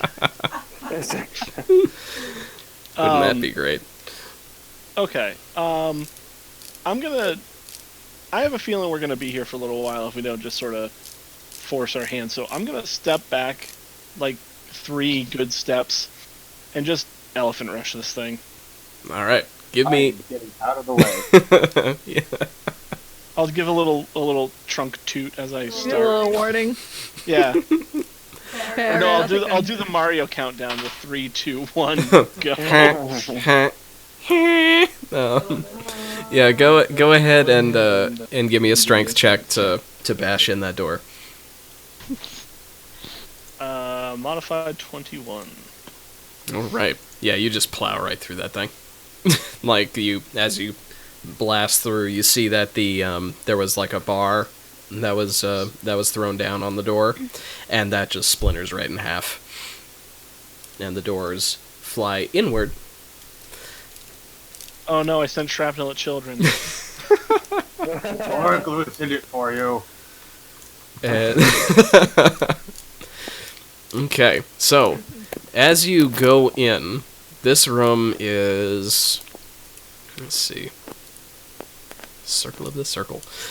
So yeah, this room is more of is a circular room, and right in the middle of it, you see a small crowd of creatures. You see a bunch of kobolds, more of them, and let's see. Yeah, you see like 6 more kobolds, and you see a human male, sort of standing in the middle, looking like they were right in the middle of an argument. And I'll just like, as I sort of like stumble through, I'll throw my hand up and be like, "Hi," and I don't mean to scare you. I just didn't want to be waiting any longer. So. I take this opportunity to step into the doorway and say, "Hello, yes, I am very important." Or hello, yes, I am very. There we go. I want to come through the door, and as soon as I see a humanoid, I'm gonna say, "Hi, are you BMO and Spudnik? we're here to help."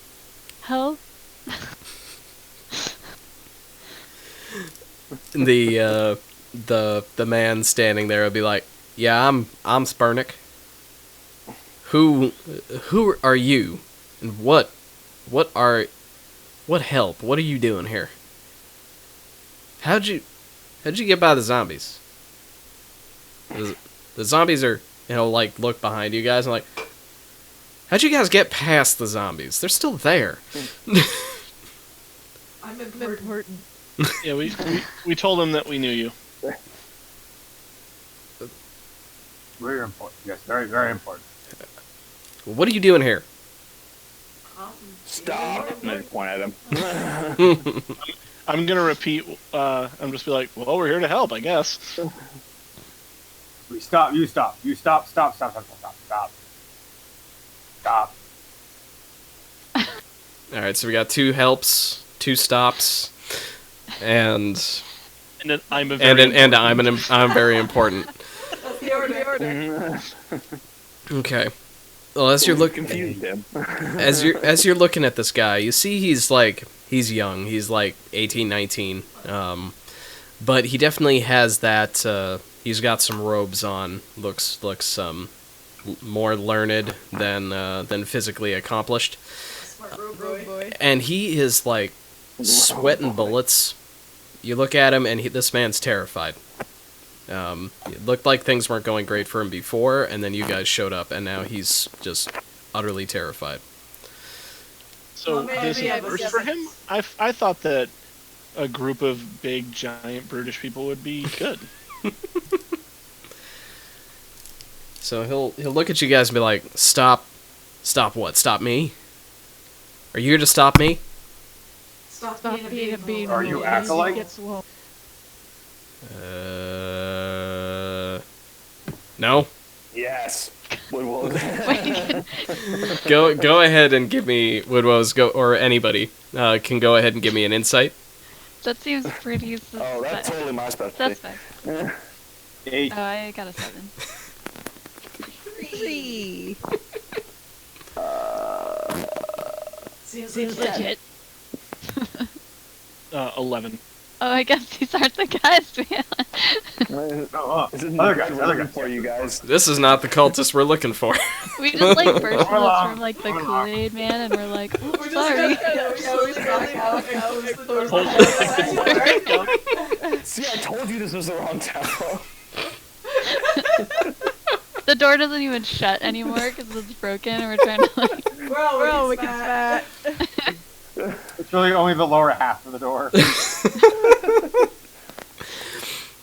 So he'll be like, "Yeah, no, I'm not. No, I'm not an acolyte. I'm not here to do anything. But I Oh, thought but we got your name. your name was. I thought you said your name was turnips.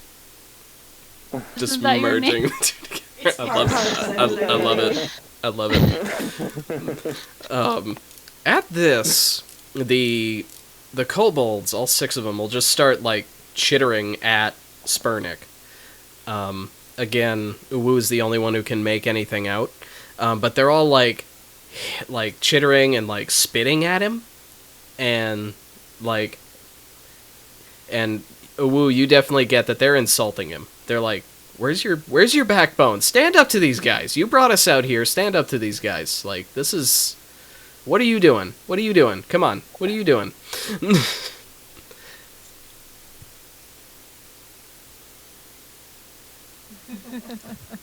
I guess I should relay that to the group for my older and I say, yeah, the little posers here are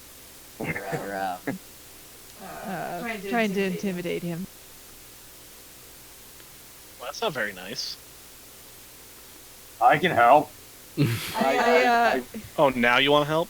I roar at the not cultist. I'm going to attempt to help the kobolds intimidate him. Oh no, I don't know if these little guys are the ones that need the help. And at this, 2 of the kobolds are going to jump Spurnick. Oh no. And the other 4 are going to jump y'all. No. So, how far away are we? Let's see, how big? This room is not super big, so you're pretty close. Let's see. Not 5 feet. Do we still get not... paid if the kobolds stop the man instead of us? I mean, he doesn't need to know who did it. Yes, No, it didn't happen. You guys are probably about 10 feet away, 10, 15 feet away from the group. But everybody go ahead and roll me some initiatives. Spurnick, no! 14. 14. So that's good. Oh, hey! 14. 2 4s. Oh my god. Which of you has the higher dexterity?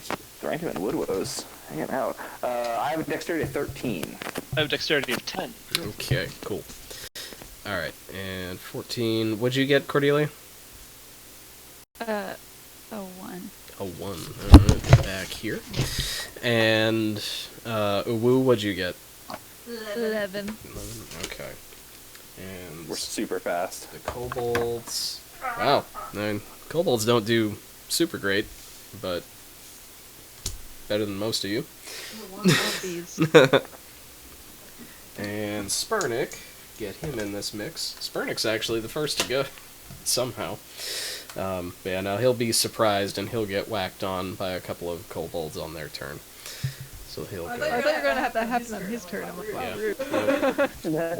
Back here. Alright. Your turn. Time to get beaten.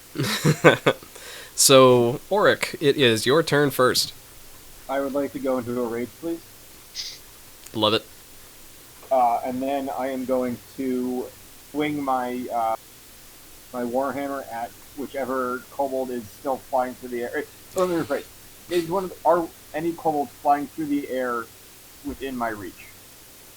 No, none are right within your reach immediately. But yeah, you can close right with one and go right at it. Great. I would like to take a big step forward and just swing right with my warhammer. Alrighty. Two-handed again, obviously. And while I'm doing that, yeah, I also get. So let's see if I get this. Cockeyed. Sorry.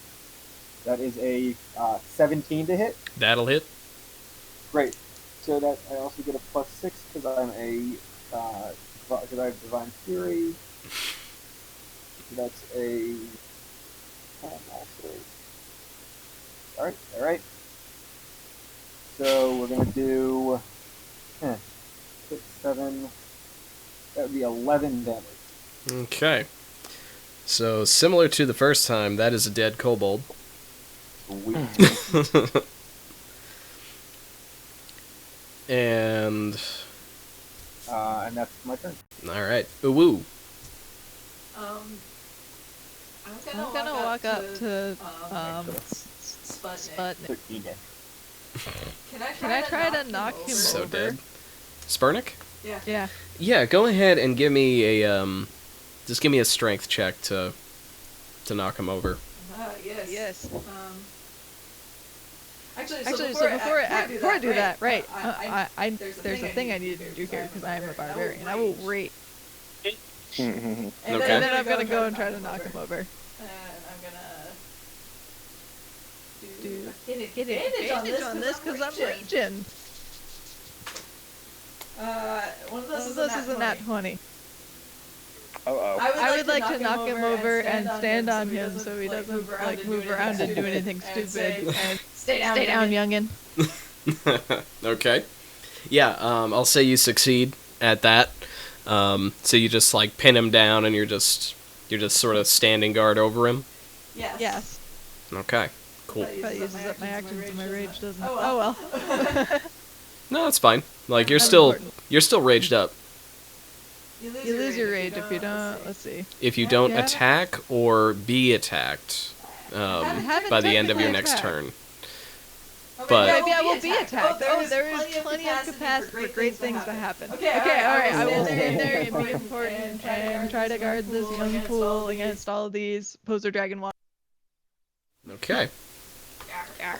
So next is the kobolds.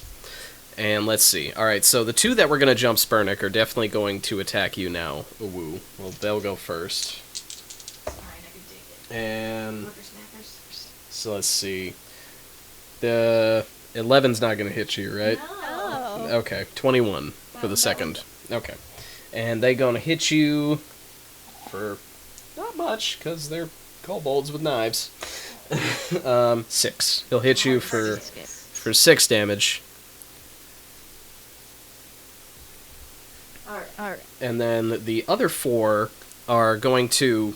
They're going to hesitate for a minute, because their normal MO is to attack the person who looks weakest, and to attack the person who is least armored, usually. And they take a look at you guys, and they're like, and they just sort of split the difference. Yeah, I feel like all of us aren't wearing armor, but I am not wearing. To be clear. I'm not I'm not wearing armor. I'm rocking the unarmored bonus. Which Probably is as good as armor. Great. Yeah. So with that, the other 4 will split the difference, and they'll just go right down the line. So one will go at Woodwose first. Oh, snap. That's just gonna miss. One's gonna go after Auric. That's gonna be a 22 That hits. for 3 damage. Alright. One's gonna What type? slashing. There were only 3 of them left, right? Because 4 attacked us, and he. That is walled true. one of them. That is true. So, yeah, That's I would right. say- That's right. One's already dead. Which one? So the last one will go after Cordelia. If I'm not mistaken, I only take the 1 damage, yeah? Yeah, because it's halved, and yeah, we can round down. That's fine. I mean, let me rephrase it. Do you want to round up or round down on that tip? Let's round down. It's fine. Okay. Everything will get rounded down. If they take half, they get rounded down too. And so Cordelia, last one's going to try and hit you with a 15. Yep. Okay. That's going to be 4 damage. Oh, okay. Taking a lot of hits. And that is the kobold's turn. Woodwose. I am going to look very disapprovingly at the kobold that swung at me and missed, and I'm going to try and do a repeat of my bug splat. All right.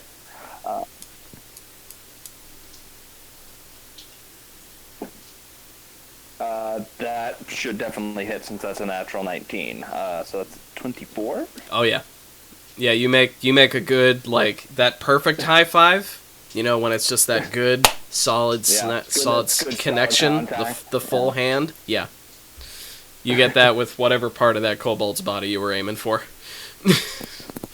Awesome. That would be his entire body, basically. And I hit him for 7 damage. Okay. Overly aggressive belly rub. Just That will also kill a kobold. So yeah, I literally just put my hand like straight down to the bricks, just like. I pull my hand back, go, ugh, just wipe off the cobalt. Awesome. And then since I splatted the one in front of me, I'm gonna use my movement to go towards Wu and Spurnick on the ground. And since I attacked, I'll use my Tavern Brawler feat for a bonus action to grapple one of the 2 kobolds that are attacking them. Okay. All right. Yeah. Go ahead and give me the grapple on that. Oh, are we supposed to have a feat? I forgot to. Like, oh, man. He's a human. I'm a variant human. Yeah. Okay. Yeah. So Whew. he gets to be special. So what was the Lame grapple? human. So it's a 13 on the athletics check. Okay. And I forget, that's like opposed by athletics And or... it's opposed. Yeah, it's Okay. opposed. You can do athletics or acrobatics, his choice. Okay, cool. That's what I thought. So you're gonna grab the kobold that you're going for, but he's just gonna like wriggle his way out of your grip. Tricksy little bastard. And that's my turn. all right, and Thorantum. All right, so there are still. So currently there are 4 kobolds standing, 2 with us at the doorway, and 2 on the other side. Yep. Or 2 over by the other group. Okay. Yep. To continue on with my, I don't want to fight unless I have to. I'm gonna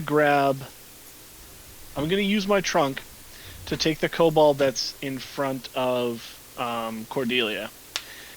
And I'm gonna do the same sort of like strength push motion and push him out the door we came in. Mm-hmm. Because I have like a reach of 5 feet, so to sort of like shove him that way, and then with an intimidation check, just say, "Leave." Okay. Okay, cool. Yeah, so go ahead and give me the strength first.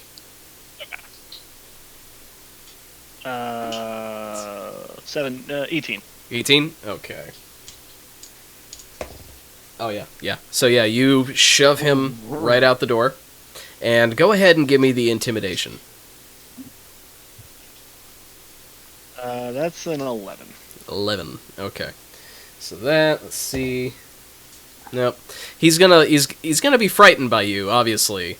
But he's gonna look and see the 7 zombies that are still shambling around back there. Oh, yeah. And he'll just be like, and he'll like, I'll stay here.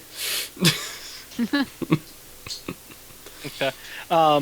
I feel like the push would be more of a regular action than like a bonus, so I think I'm done there. Okay. I'll stay here in the doorway to sort of...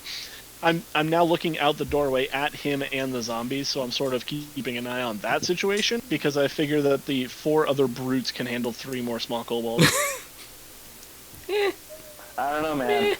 Maybe. I mean, I just watched you splatter one like a mosquito, so I think we're fine. Alright, Cordelia. So how far away from me now is the nearest kobold? The nearest ones are going to be the... You're sort Should of... still be 1 in melee, right? Well, yeah, there's the one that you moved out of the way. So you're actually sort of equidistant between the groups now. There's the one that just got moved to the doorway.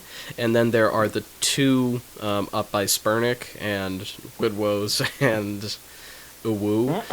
So you kind of have your pick between those 3. Is the one that just got pushed through the doorway, he's the one that attacked me, right? Yes. Is he within 10 feet of me? Yeah, I would say 10, 15. Yeah, I don't think my strength would have pushed him like... Yeah. It's not Right, like that's throwing what I him. It's like pushing with my hand. It's just like... Yeah. Okay. Because I have a halberd, so I have reached 10 feet. Yes, you do. So I'm gonna be irritated that every time I come up to a kobold, even without really trying to hurt them, they hurt me. This is the second time. So I'm gonna just straight up attack him. Love it. Are you gonna rage That's ahead a of time? natural 20. Oh, Jesus. No. Happy New Year. So yeah. I will say, pretty much no matter what you do, you're gonna kill this kobold. But how much damage? 7. 7. That was doubling your dice and all that business. Oh, I didn't double my dice. Sorry. Oh yeah. my bad. Oh yeah. No, we need that full number.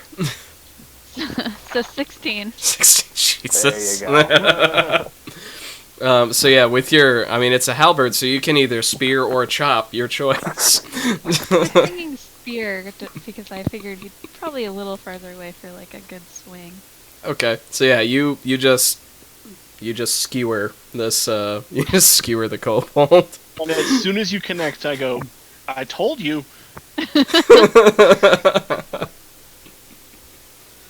Love it. So let's cross that one off. All right, so we got. No, actually, I gotta cross. Wait. No.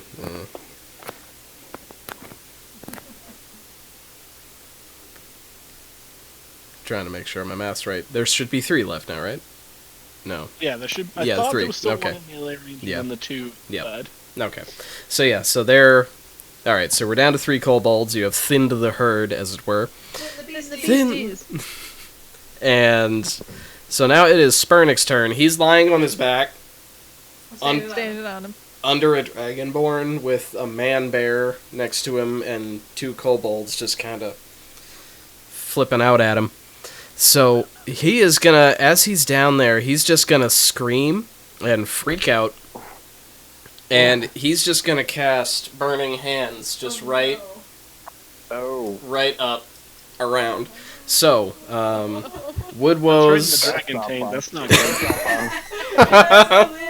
That's terrible. So go ahead and Woodwoes and Woo, go ahead and give me some dexterity saves. Okay, yeah, so it did just take, you do have advantage on it. You do have advantage on it even if you're not raging, so that's nice. Those kobolds fail. Oh, but that is really sad. Oh, that's not good at all. 8. 8? Yes. 8? Oh, 1 and a 3 with advantage. Alright, so literally everyone fails. The kobolds are just straight cooked. Just right then and there. So they're roasty toasty. And no, I don't believe you're dead. But it is 10 damage. Right to the Right to the undercarriage. Yeah. Alright, ooh. Oh, that's a lot of singed hair, man. Yeah, we're about to see. No. No, we're about to see if Woodwoes is in fact wearing any clothes. What was the the damage damage again? I'm sorry. I'm afraid the answer is no. Move my sheet here. What's the What's the damage again? 10. Thank you. 10. Yep. So, I'm I'm looking real bad. Well, I mean, Not real bad. I'm looking like half bad.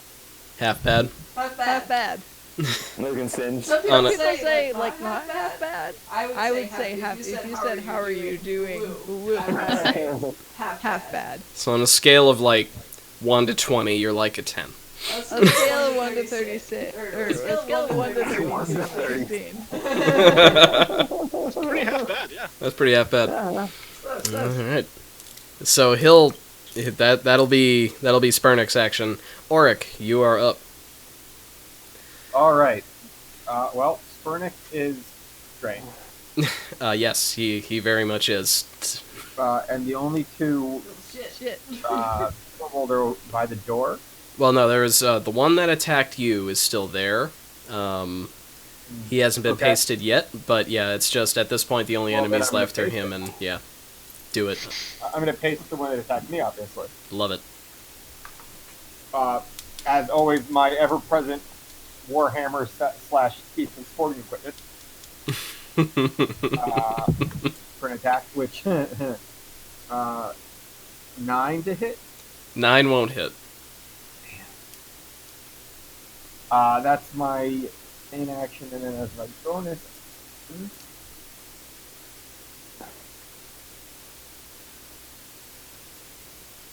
Don't think I have anything. Oh, I have 2 weapons fighting. But I only have 1 weapon right now, so not really.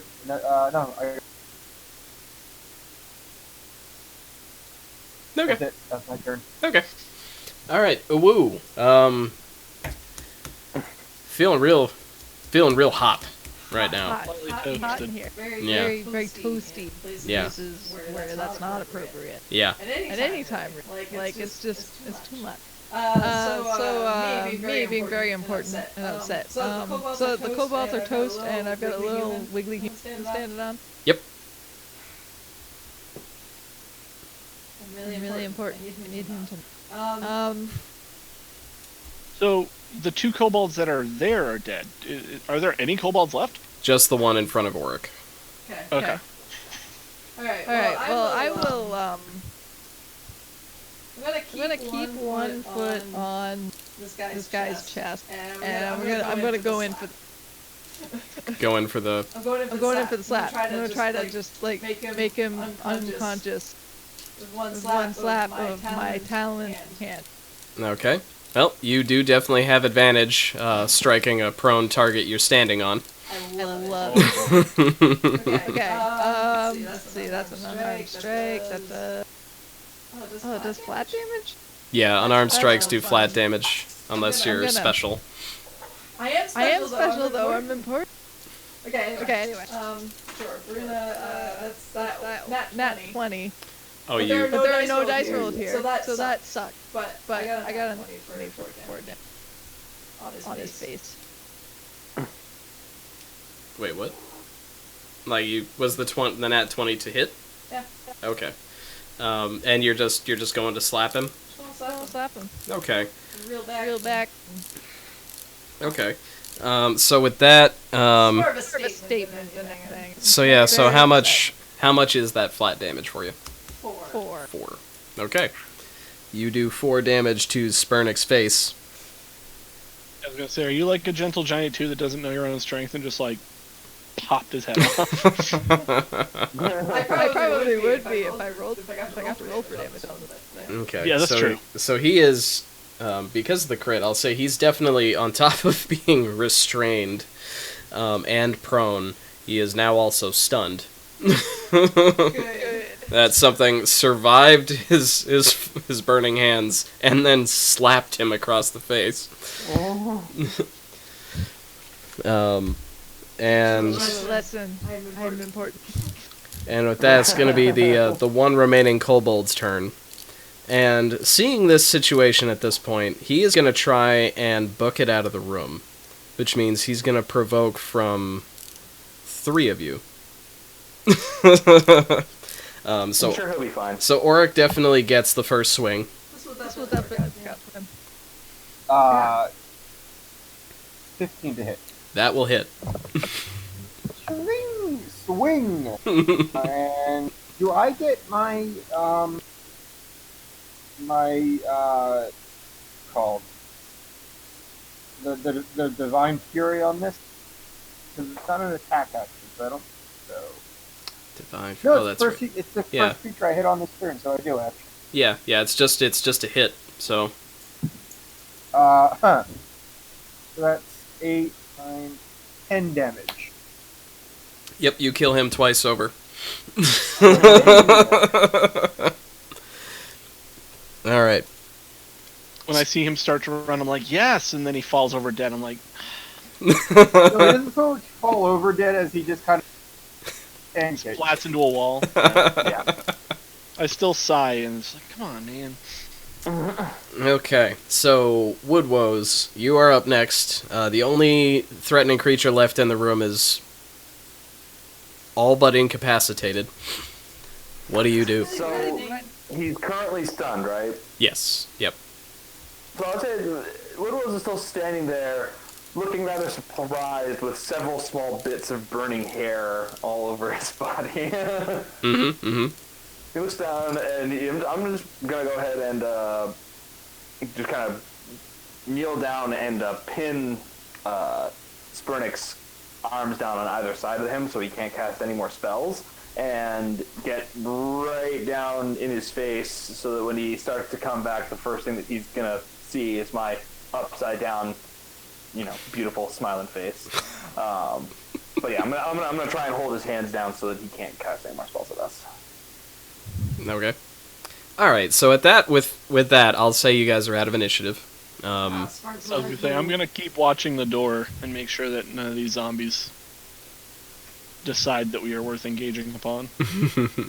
The zombies there, they sort of just have gone back to their normal routine of shambling around that room. They're shuffled. At this point, they're like,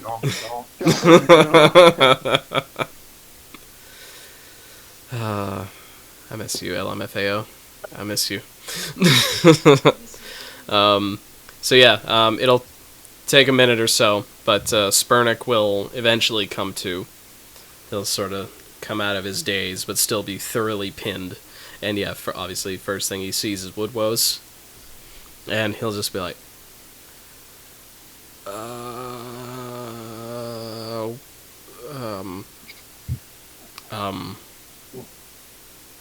Yell in his face, stop! Cordelia's gonna be like, hi, where's your friend Tobeans?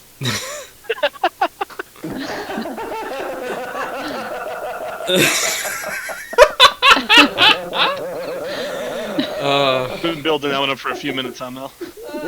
I actually was just trying to I just saw that one. It's pretty good. beautiful. Thank you for being here. He'll sort of like snap to a little bit. He's like, Tobeans is dead.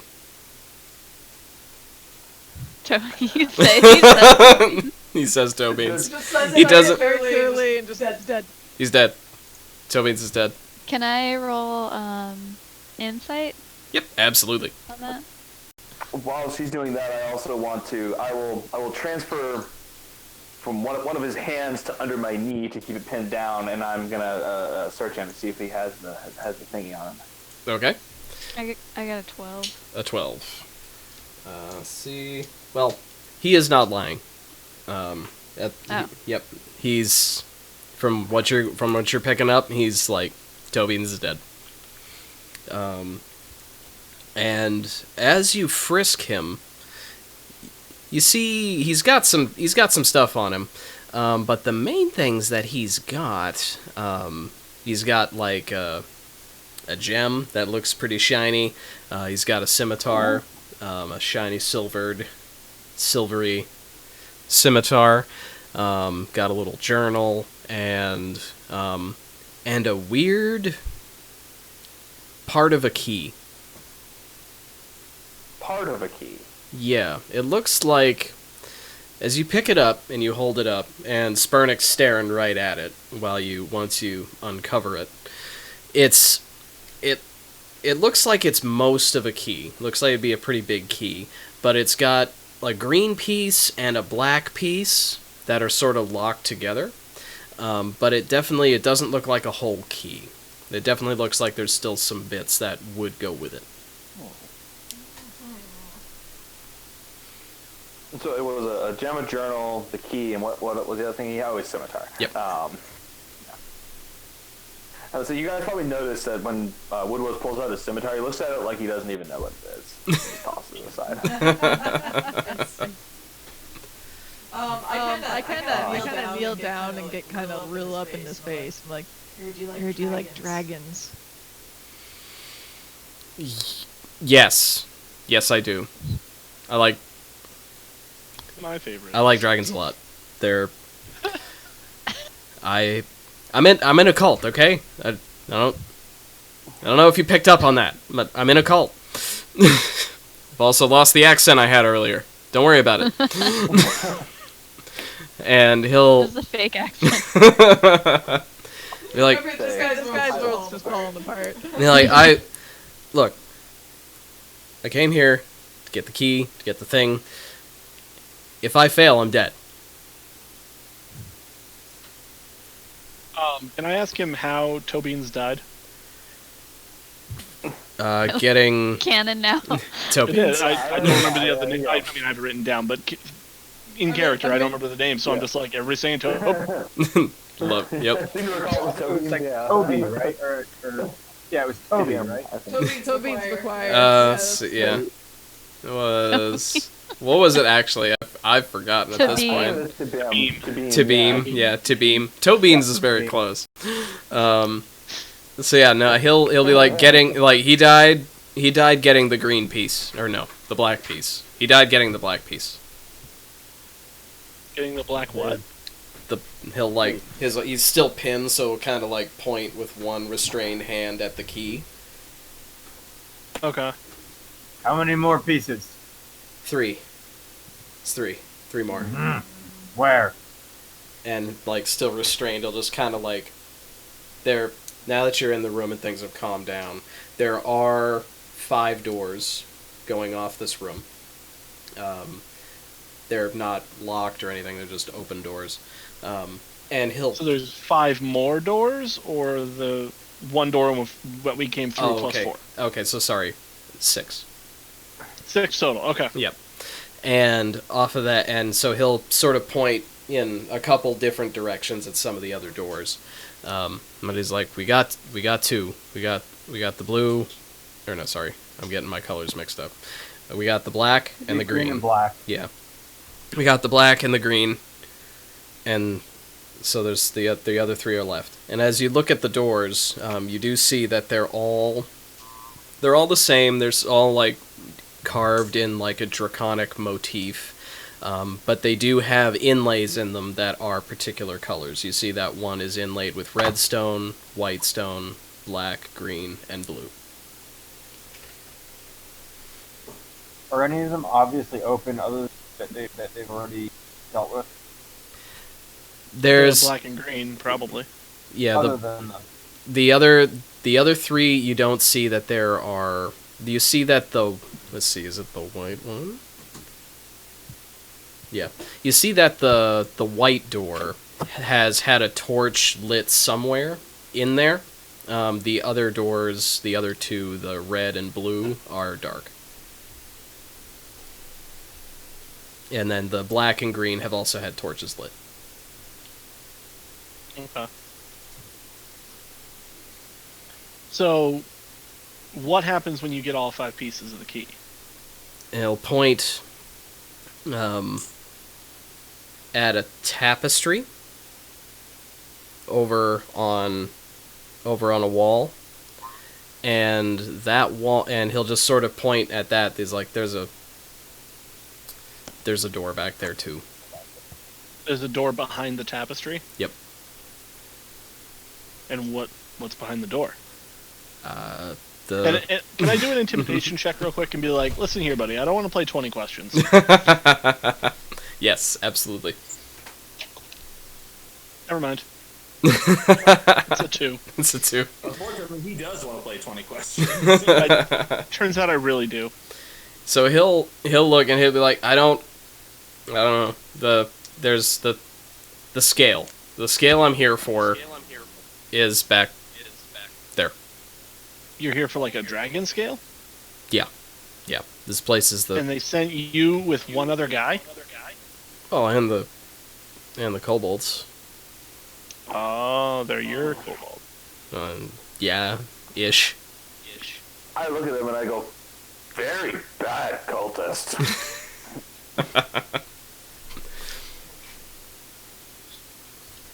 Alright, so. I think I have thousands of skills. And you said we have the black and the green parts of the key, right?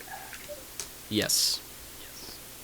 So, at this point, what I'd like to do real quick, we're going to take a quick break. Everybody can get up, stretch their legs, use the facilities. Feed the cat. Pet the cat. And with that, so we'll do that. Call it like 5-10 minutes. We'll be right back, and you guys can solve the puzzle part of this adventure. With our high intelligence. I would say, is the puzzle does the puzzle involve flexing and or drinking large amounts of alcohol? Because if so, then all right.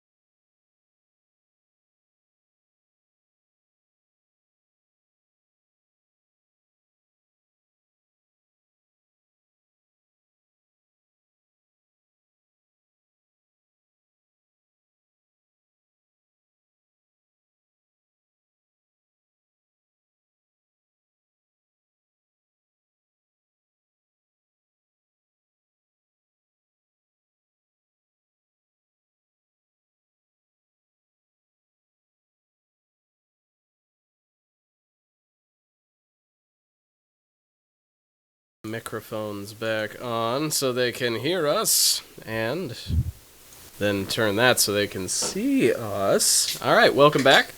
Everybody's good. Everybody's refreshed. The cats have been fed. And we're ready to go. So, you guys are in a druid temple, the temple of the Circle of the Scale. You've been told that a scale is here somewhere, most likely behind a door with a tapestry on it. But you do also know that there is a key that's missing some parts, and some doors that seem to match the colors of what those parts should be.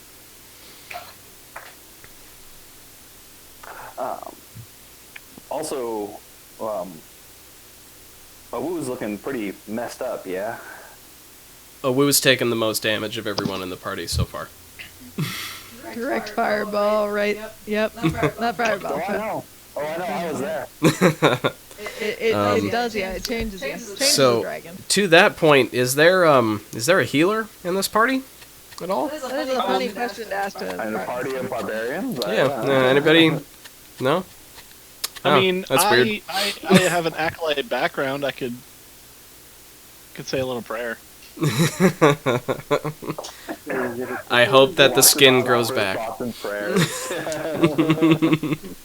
All I can offer is dwarven ale as a healing agent. Oh yeah, there you go. Cauterize the wound. Make you feel good. Yeah. Just dump it in his lap. You won't feel the pain anymore.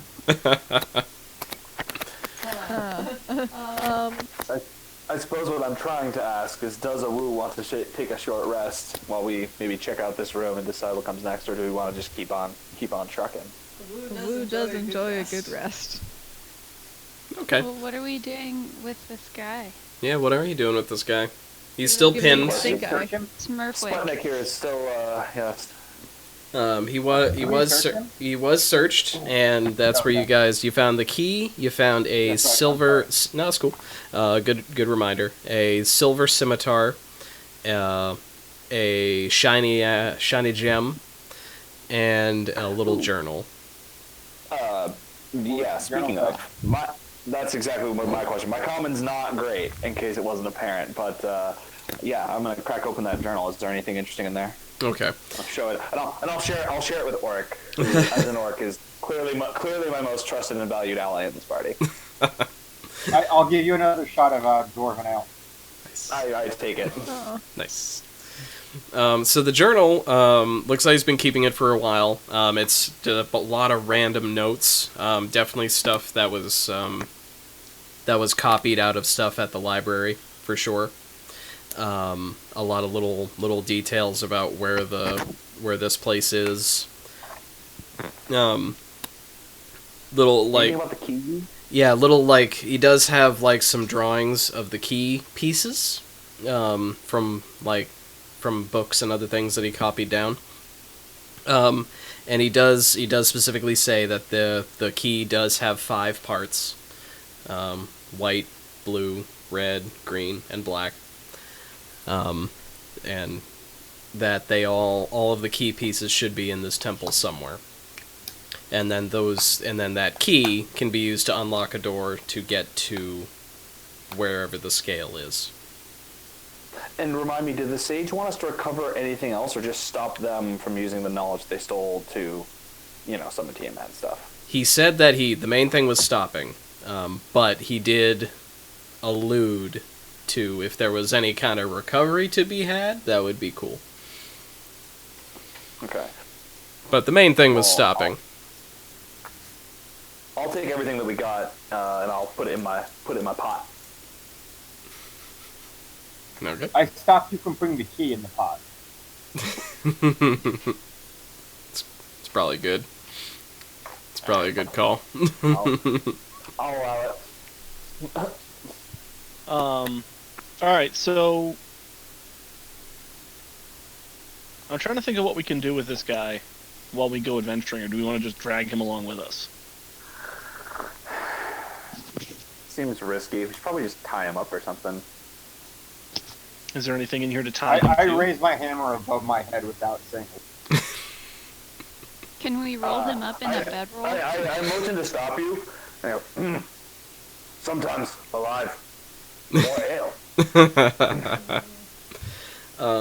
Yeah, I would say if any of you have like anybody but but Woodwoes, if you want to say that you have the basics of your adventuring gear, that's fine. So if you guys want to Yeah, wrap I him have up a in a bedroll. blanket or a couple pieces Yeah. of I rope, think that's I okay. think I have rope. My thanks to I DM for acknowledging that I I try and definitely fuss do him up not with have how- those things. You don't even have pants, man. Like, So we're just gonna kitty burrito this guy. Well, see, Yeah. I'm a little concerned that we're gonna tie him up and leave him in a room with zombies shambling around his door, without Well- a door, because we smashed it down. Well, Uwu needs a short rest, so why don't we leave Uwu as a guard? Well, Uwu takes the short rest, Split the party. and the rest of us can go to a room. Separately? Yeah, I don't wanna split the party. No. I mean, like, well, We could the also four- just four knock of him us Like out. go to one all room, of us go. Okay. Yeah. or one other person can stay back with Uwu and act as guard. But I like that idea. As long as Uwu is down for it. Of course I am. Of course I am. I'm very, How long Very is it? brave and important. How long is a short rest? Half an hour. yeah, Half an hour? Okay. yeah, not crazy long. Yeah, okay, I'll stay with Uwu and guard then. Okay. All right, so yeah, Wu and Thrantrum, if you wanted, like, you can take a short rest, roll your hit dice, get some HP back if you wanted. Hold on. Thrantum, have you taken any damage? Because I don't think you have, right? No. Yeah. In that case, why don't I stay behind? Because if the two people who stay behind are going to at least get a short rest, I might as well be the other person because I've actually lost hit points. I So you have might taken. as well go. Well, I've taken 7 damage. Why don't we all just rest then? Well, yeah. That's a plan. That's also a plan. Let's just all rest. fine. I'll sit here and I'll play good cop with the guy for a while and just try and chat him up while you guys all rest. Okay. I got as many hit points as I could back, and I only needed one.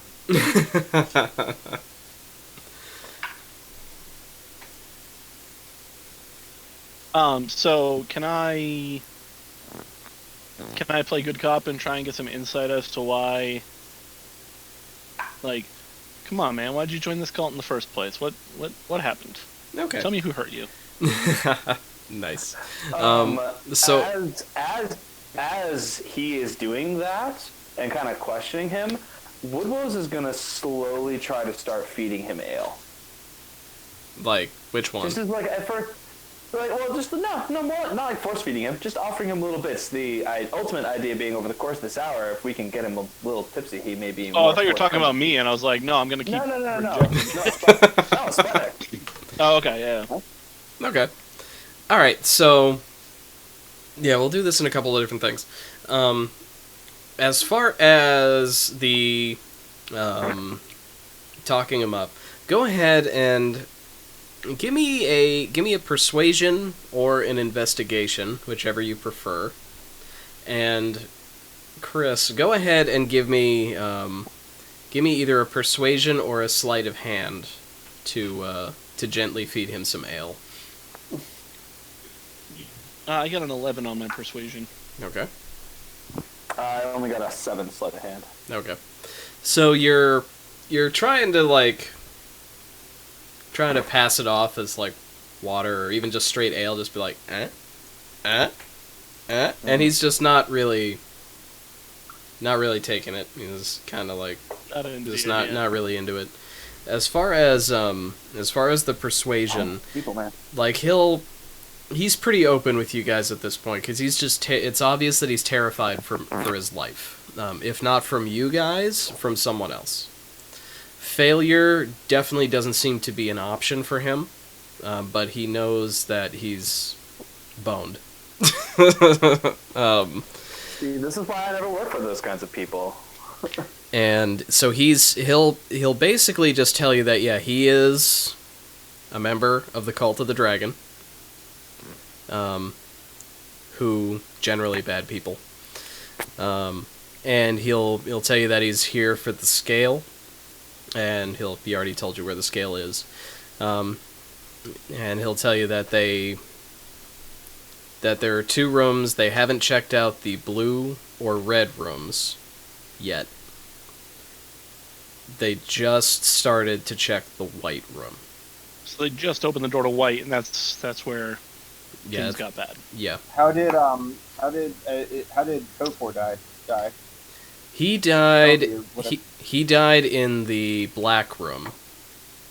Okay. And he'll just sort of say like he set a trap off and died. Ah. And there are bodies of kobolds around us, correct? Oh yeah. Can I take one of the bodies of a kobold, go to the door of the white room, open the door, and open the door. I don't want to cross the threshold. I just want to open it. Okay. Yep. Yeah, you can certainly do that. It's just sort of like an open door frame, so that's it's nice and open. You can see a little bit down the hallway.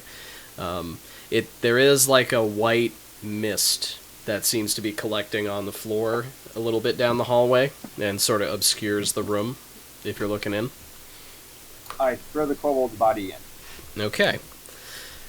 As you do that, as you throw it in, you hear it hit the floor, and then you hear a chunk, and then a swishing, slicing sound, and then another chunk. Swishing, slicing sound? Yes. Did we see anything? Swoosh, slice, slice, or Sort of like, yeah, like a pair of slices at once. Yeah. And is the hallway beyond the door just straight ahead? Yeah. Yeah, it's a short little hallway, but there's a mist, like a white mist that's collecting in the room. It's covering the floor, or is it like from roof to floor, like whole thing? Covers the floor. Sort of goes up to, for most of you, about waist high. Okay. For a kobold, it's like neck high. But we didn't see what made the swishing sound. No. Okay. Yeah, we just heard a chop. Woodwose goes, how big is this hallway? Like, dimensions-wise? It's like a... Approximately the same as all the others we've been through. Yeah, it's like 15 feet high, 10, 15 feet wide. Not very long. Not very long at all. In that case, what I'd like to do is I'd like to go back to where the other doors where Thranton bust in and busted down, grab one of the halves of the broken door, come back over and throw that into the hallway approximately where we heard the swishing down. The big heavy section of the door, which shouldn't be enough to block it, but... Okay, so you just want to whatever. Just like throw that down the hallway so it just lands on the floor, but like flat. Yeah. Okay. Yeah, go ahead. Just for shit's sake. The wrong way if I can. Yeah. Okay. Just for shit's sake, give me a strength. Shouldn't be a problem, but who knows? Don't say that. It wasn't a problem. 18. 18. Okay. So yeah, you're pretty, without a lot of effort, you're able to bring it over, chuck it down the hallway like you wanted. Now, did you want it, you were saying, did you want it like flat on the floor, or did you want it sort of like... I want to kind of throw it along the wall so it landed a long ways down. To kind of almost stand it up the long way in the hallway. Okay. Alright. So you do that. It goes down the hallway. You hear, same sort of thing. You hear a chunk, and then a slice, but then you also see the door get split in half. Ooh. And then fall into the mist. And then another chunk.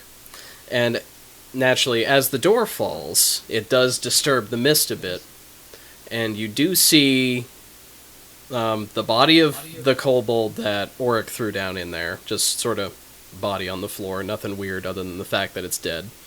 And then you also see a bisected kobold. Like a Darth Maul situation. My hope was that might actually stop. So it's still alive. Oh no. not that much of a Darth Maul situation. He's not going to come back in a TV series with chicken legs. It's not that it has metal legs. Or a spider body and a bunch of Mandalorians. Yeah, Excellent. he's not going to be part of the space mafia, but with the lights, no, yeah. What if he was? Yeah. Maybe By there's the a way, vengeance if arc. anybody here has seen the episode of Clone Wars that came out today, holy crap! I haven't seen it Yeah, yet. have to watch it. I haven't seen it yet. No, I'm not saying anything But- other but than yeah. it was a.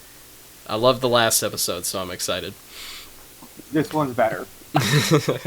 So Cool. I'm gonna keep looking around. Is there anything else that's a little more solid that I could potentially chuck down there, like a large piece of stone or something like that? Well, as you're looking around, Is there go a ahead. lever or anything near the door? Sputnik. Sputnik. He's semi-solid. He's not very solid. If he doesn't cooperate, we can always throw him into orbit. Yeah, Mark and Chris, both of you go ahead and give me perception checks. Perception? Or investigation. Investigation's cool too. Well, either way, it's a nat 1. Okay.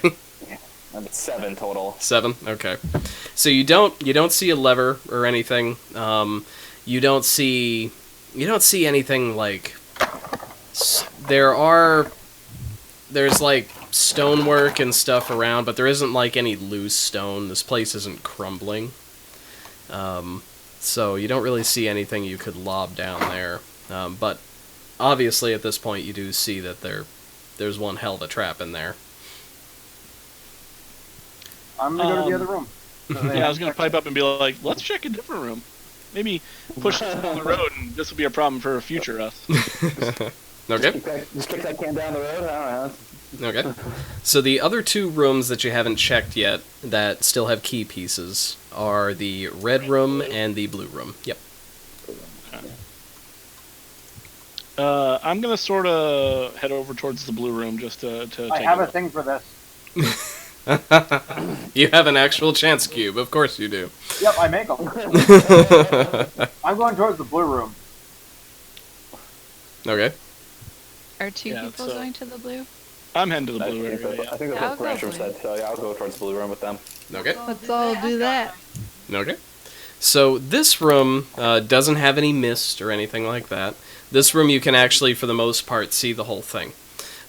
This is a 20 by 20 room square.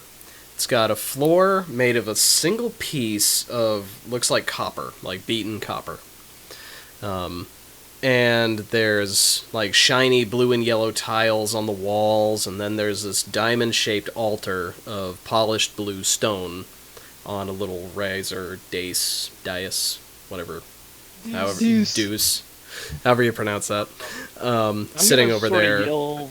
I'm gonna yell back to Sputnik and be like, "Hey, you said that Tobin's died in the black room to a trap. Was there also a trap in the green room?"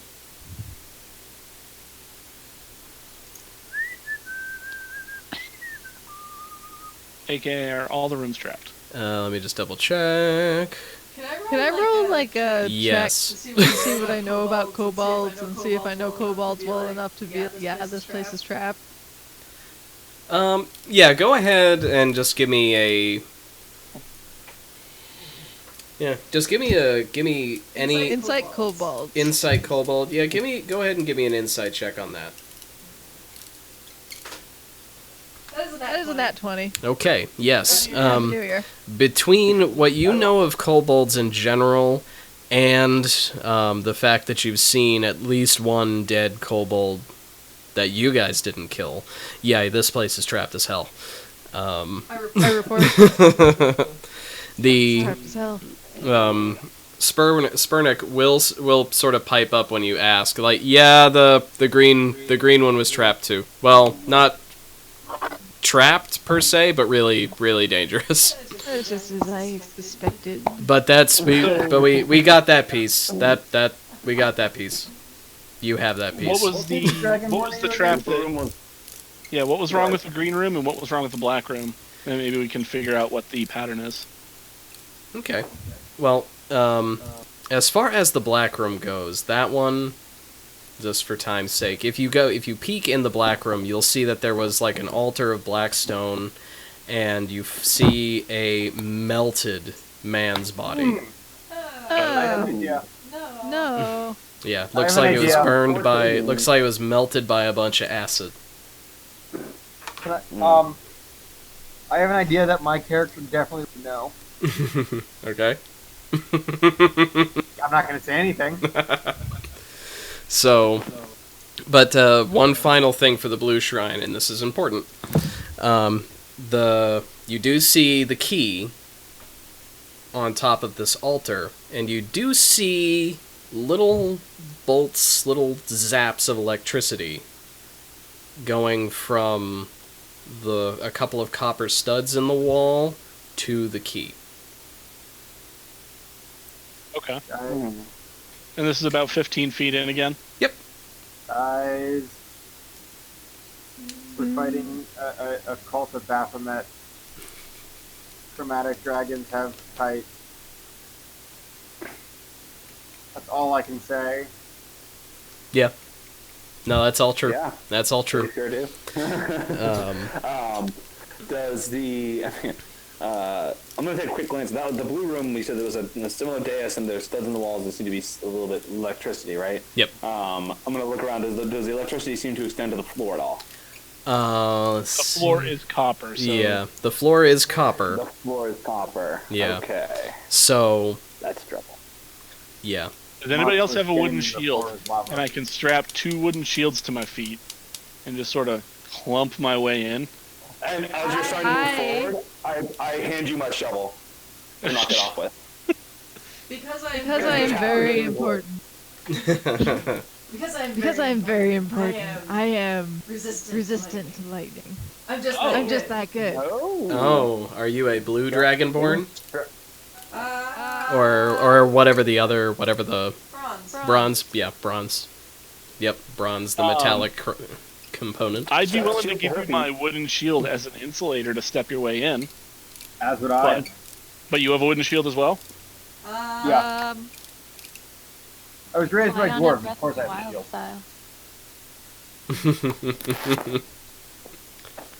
So, Like, that's just science. That just makes sense. If you're willing to risk that, I'm willing to give you my shield. Just don't lose it. I'll find another one if I need to. okay. They're all the same.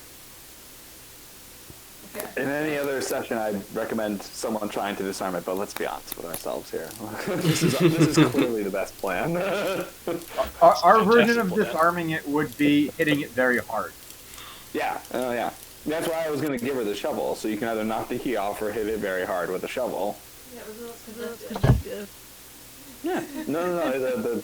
The shovel is the only front part of it's made of metal. The rest would be made of wood. So. Oh, so you're talking like spin it around and use the handle and just whack it.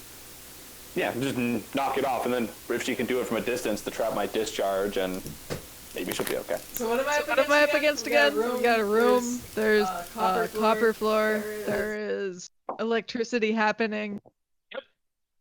Well, that's pretty much it. That's all And we you- know. Without like accepting your fate, 2 of us are strapping shields to your feet. Yeah, Giving the you old shovel. foot shields. Yeah, that's great. Okay, all right. You said you were important. Barbarians. I'm so I'm so important. Yeah. The lightning knows this. You're actually very important for this room. But yeah, no, if you would like to, if you're ready, you can shuffle your way on in. Well, So can I get it closer, like from the door before I get in there? Can I get it closer? Can I case the place? Can I figure out where I'm supposed to go in this room before I just kind of leveraging? Yep, the floor. This room is pretty simple. There is just like one sheet of copper making up the floor, going wall to wall, to door. The altar is made of stone, and there are little zaps of electricity going from a couple of copper bits on the wall to the key, making little arcs that way. Okay. Okay, all right. I got this I got this figured out. I got a game plan. I prepare myself to run in there and grab the key. Sometimes the Well, simple, don't fall over with these like These awkward straight shield shoes. shoes. Yeah. yeah. Sometimes the simple Might be solution's what the kills best. me. Yep. So, all right. So you go in, you shuffle your way in. Called to greatness, fortune favors the bold. Okay. So, first thing I would like you to do is go ahead and just give me an acrobatics or general dexterity check to to negotiate these shoes. That's That's another nat 20. You're graceful. You're honestly, it's like, It's like these are shoes that were tailor made for me. Yeah. They know I'm important. The shields are like, oh, it's time to be. so yeah, no, you have zero problems traversing what should be a floor with very little traction. Wood and copper don't have a lot of stiction going on, so like, It's all that ice skating it. so you scoot on in, and you get right up to the altar. Then what do you do? I just try to snatch the key. It's the dumbest The dumbest thing I've ever done. Okay. I'm gonna do it though, because I'm not. Okay. I offered you a shovel, but you were too cool for that. So, then you go and you snatch the key. Go ahead and give me a dexterity save. Okay, this, Don't forget you have advantage. Yeah, we have the danger sense. Mm-hmm. Yeah, you definitely see this trap. You know it's a trap. 19. 19, okay. What? What is this? This is all This is all my good rolls. They're coming out now. Okay, so, we you Dice loves Dice me. loves me. you grab the key, you snatch it really quick. You do still get a little bit of a shock. You would take 4 lightning damage, which is halved because you're resistant. Okay. But now you have the key. And if you had hair, you definitely feel like, even aside from the shock, while you're holding this key, you feel a little bit of a static feel about you. I think the scales are a little tingly. They're kind of sticking up a little, like Yeah, if you had hair, it would be a little, Like a fish. Yeah. a fish with like little out. like a bloated fish for a moment. Just You've had some fire Pine fun, cone. some electricity fun. yeah. Wow, that's great. Okay, I'm gonna run back. Okay. So yeah, you make it back without any issues. As I get close to the door, I go to slide on the shields all cool like. Oh god, why? Give me another dexterity check. Or Why? We were clean! We were good! This is how it always happens. Nat 1. 16. okay. Now you're fine. Less graceful than when you entered the room, It was less graceful than I intended, but Still a badass. but you still yeah, you look cool. Thank but you still make it out without incident. No big deal. No big deal. And Woodrose applauds. Take the shields off and give them back to their owners. Thank you. Is one of your trophies from ice skating? It was now. It was now. I actually I take one of the shields shields and I try to I try to crack off like a corner, like try to break off a splinter from. I'll let you do that for mine. Alright. Yeah, I do that. I break off a little splinter and I add it to my belt of trophies. Thank you. Thank you. Alright, so now we got red room and then the spooky, Yeah. scary white room. Yep. Was there a door on this room? no, it's just open. It's just It's an just like an open. archway. Yeah. Yep. Okay. I was gonna say we closed the door, but no, don't worry about that. Yeah, Let's so check the red room. yeah, we know what the white room's about roughly, so let's check red.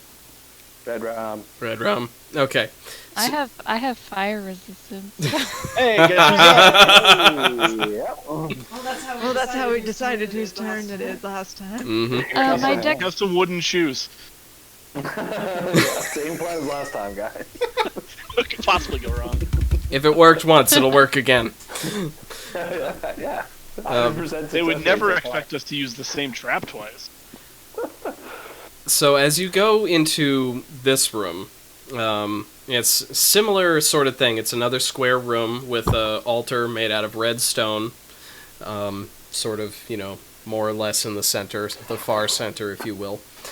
And go ahead, and now that you guys are wary of traps, you guys know that traps are a thing, so certainly go ahead and give me a perception or investigation to check out what this room's like. I see nothing. 19. 19, 11. 11, 13. 13.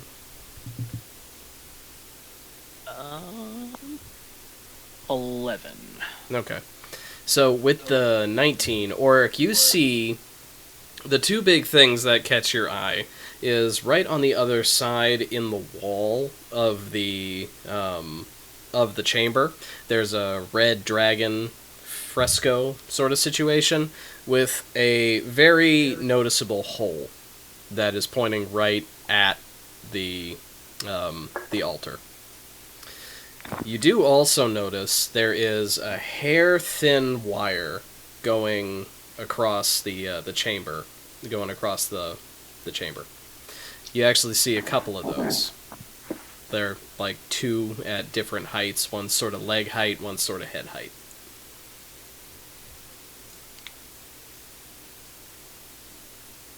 Okay. Mark the player wants to pull a get smart and like acrobat through the laser wires. Or the orc dwarf wants to throw a kobold at. Orc is not a smart man, Gotta stay on but brand. he has one plan, and it will work. It's not a bad plan. No, if you want to go ahead and chuck a kobold into this room, you certainly can. I am intending to get the wire near, like ankle or knee height or whatever low height. That's my aim. Okay. You're bowling a kobold into a room right now? Yes. Okay. All right. So go ahead and give me an athletics check. Okay, I'm okay with that. Bowling is also a sport. 8.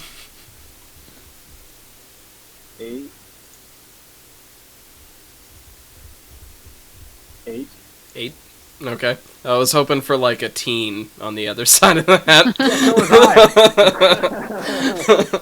So you go and you bowl the kobold in, but as it goes across, lands on the stone floor, you're sort of hoping to either hit the wire or have it flip and hit the wire at some point, but it just slides right across the floor, right under the wire. And just like bumps against the altar and just sits there dead. Yup. So, Woodward will say, pat Ulrich on the shoulder and then go back and get the other half of the door. While he's going back for the other half of the door, I don't realize. I think Ulrich is going to try and like flip between the wires. okay.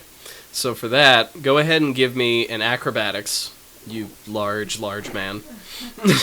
Acrobatics? Yes. Right, in the middle dice. That was a nice thud. 11. 11. All right. You will. You got a good focus going on the low wire.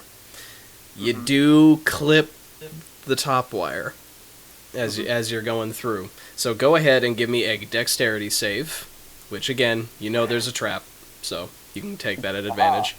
I have advantage. There was some other fire resistances, as I recall, but it's not fine. That's fine. That would be a. You said a dex save. Yes. 17. 17? Okay. So from that,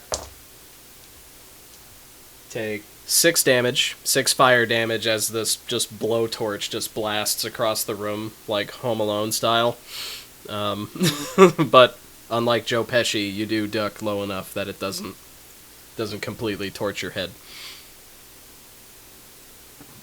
But with that, It's getting hot in here. but with that, Doing fine. you are in the room, and you set off half the trap triggers that you know. So you're there. Cool. Giants. Nope. I'm gonna go just grab. Is there a visible key fragment? Yes, there is a red key fragment on the altar. Just go in and grab it. Okay. Yep. I am assuming that there's only one trap in that room. Okay. Yep, you grab it, and nothing untoward happens. The key does feel hot in your hand. It's not like scalding, you're not going to take any damage from it, but it is, like, much warmer than it should be. Okay, I am going to walk back towards the door, and I'm debating whether or not I'm going to completely forget about the tripwire. Roll for it. So Intelligence. I'm sorry?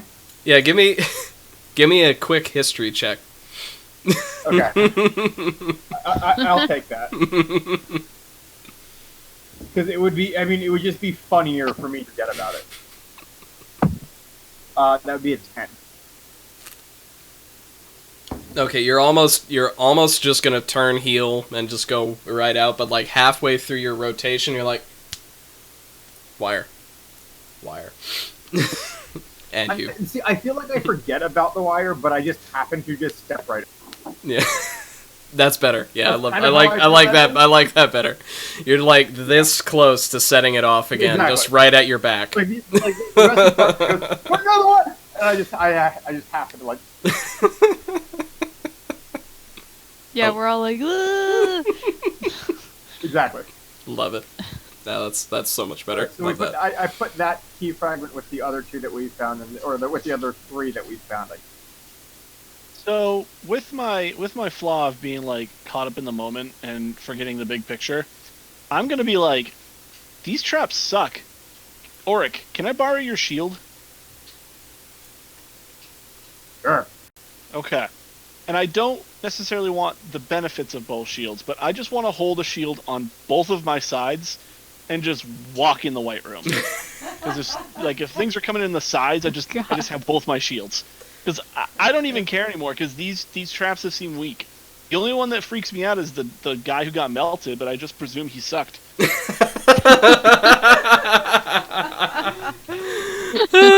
Beautiful. I mean, we can't know whether or not you're right or wrong.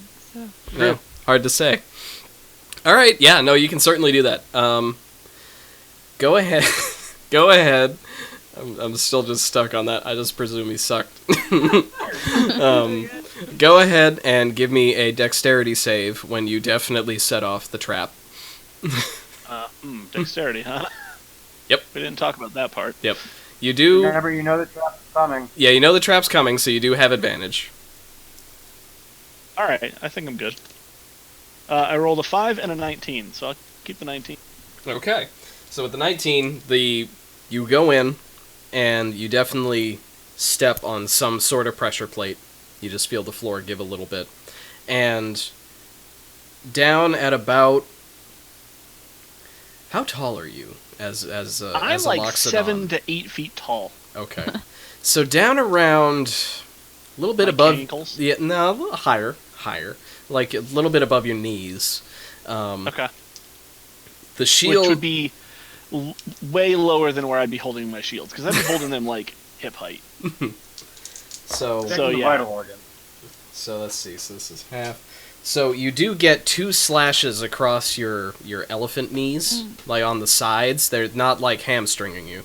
Oh, my Achilles. But, Oh no, the knees, the hand. Yeah, Okay, I see, yeah. I see. They're not going behind you and just chopping you right out. And besides, you got that elephant flesh. Take Yeah. your ACL. Yeah. So, but you I do don't need that get thing. 2 good slashes, and you'll take 5 slashing. From Does that. my armor matter at all here? No, this was the dexterity is what you wanted, and you did save on the check. You did Alright. reduce the damage.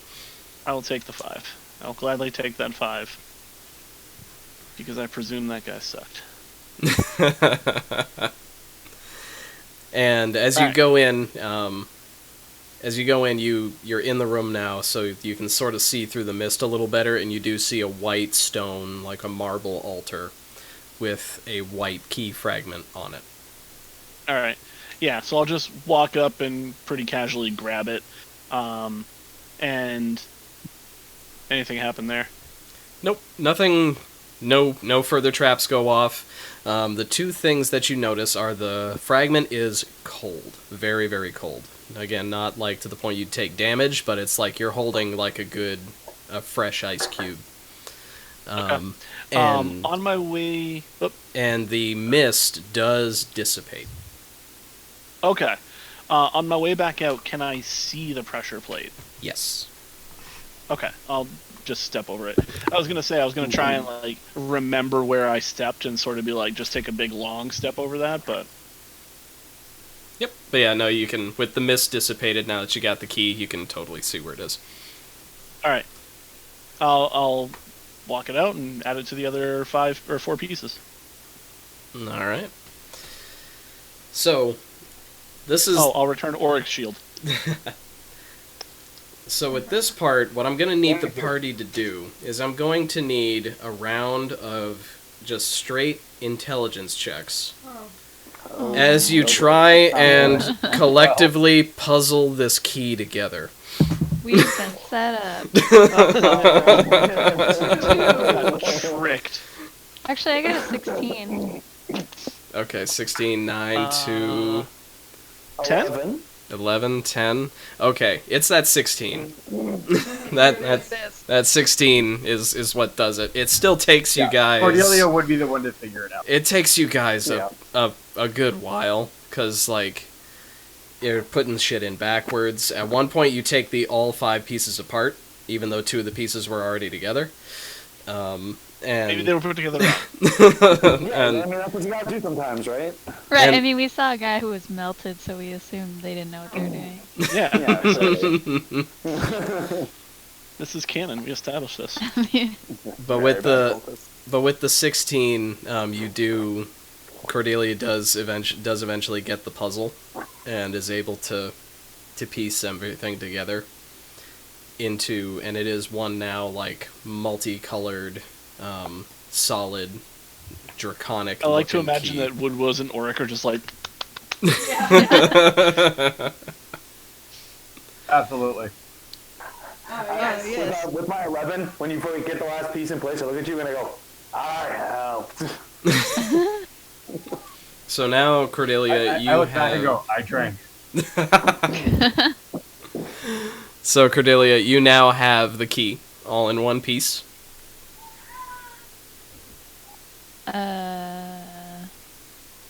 I did it! the door was behind the tapestry, right? Mm-hmm. Yep. No, the door was the friendship we found along the way. Ah. I hold the key out as if I'm expecting someone to take it. Very important person. I'm gonna nod towards Uwu. Yeah. I couldn't agree more. And then I bow my head and I look around the room. I go, what do I do with this? See, again? this person gets it. Yeah. Okay. So was this tapestry in the room, or was this back in the main hall that we came in?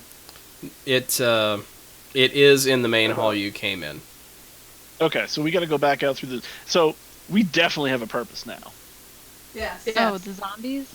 Yeah, I'm the I'm zombies walking are- walking with so much purpose. Like, renewed I'm purpose. gonna fall in line right behind and just off we go. Yeah. Okay. I'm gonna Why? completely forget about the guy that we have tied up on the ground. Yeah, that's fine. Yeah, that's fine. Okay. All right. So yeah, you guys walk out. You have the key, and are you just walking out just like, yep, I got the key, just holding it right out there? No. I probably just kind of. I treat Demons. the key Look at like the a. No, I would just kind of hang the key off my belt, I think. But Okay. Like, how big is this key? Like, Yeah. is it like the size of this mug? Like, is it just in my hand? Like, It's not my hand. it's not quite that big. Let me actually. How how big are Dragonborn pockets? Well, this isn't the best bottle opener. To actually say it's probably about the size of like a pretty good sized combination wrench. You know, like just a standard Okay. Alright, metal wrench. Okay. Like a 1-inch wrench if you really want a size to nail that down to. So it's not small. It's definitely not small. Oh yeah, stick it in the.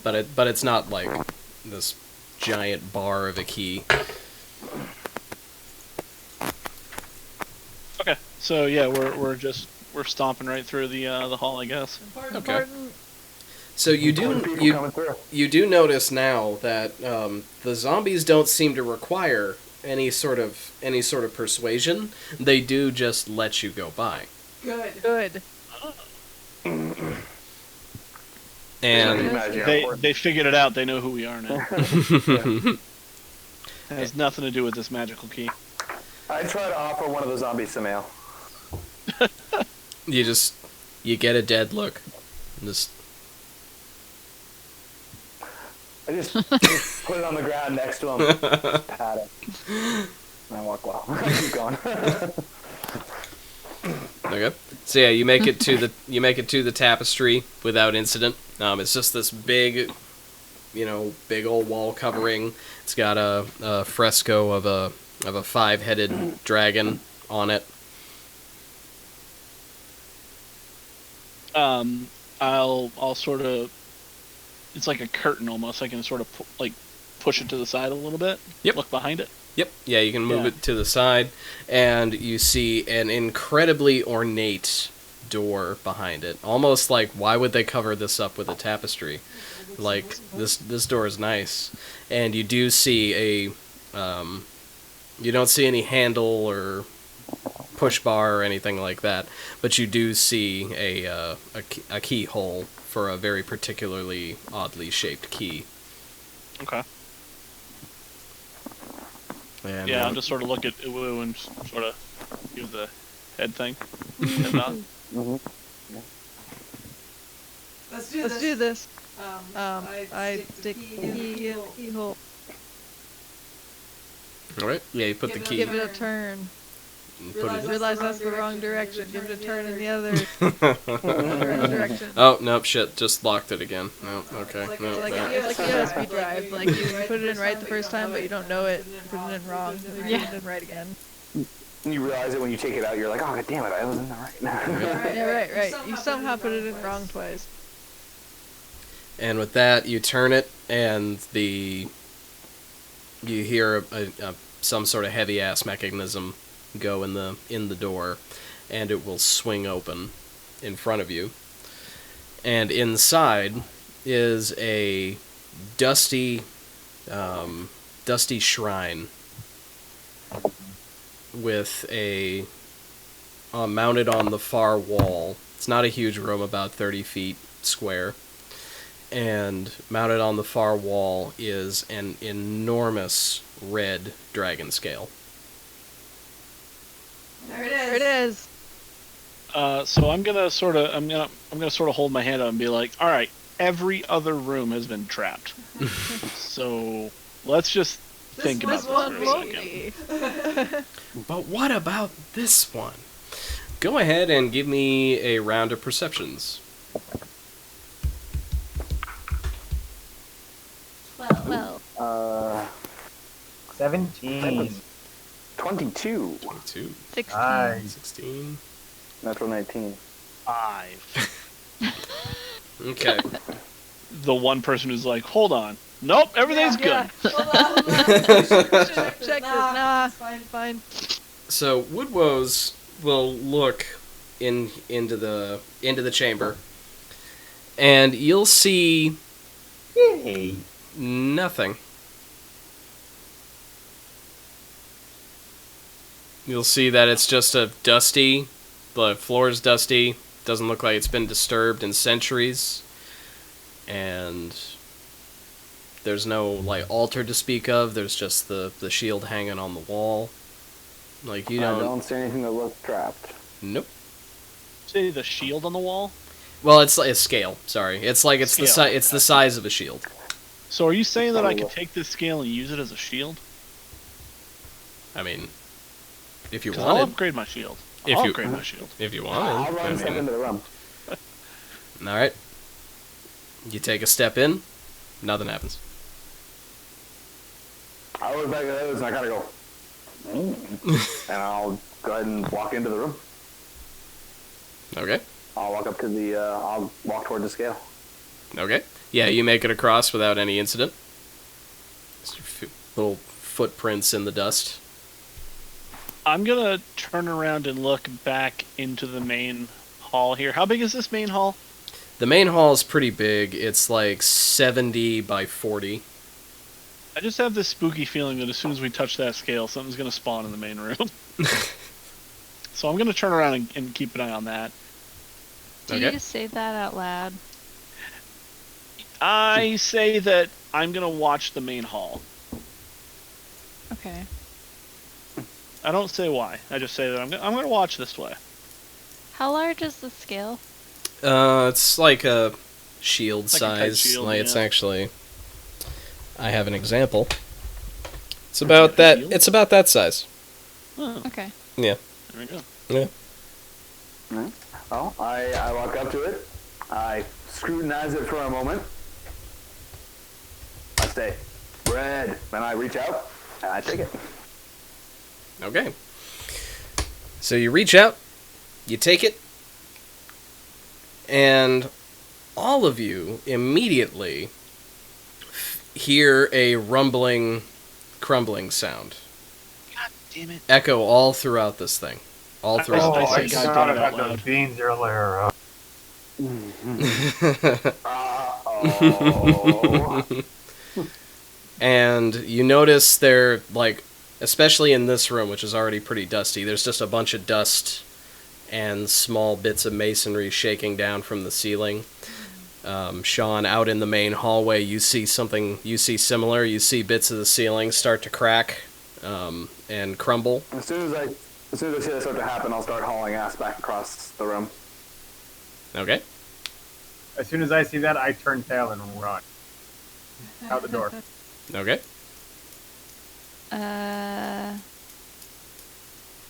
What do you get? What do you three do?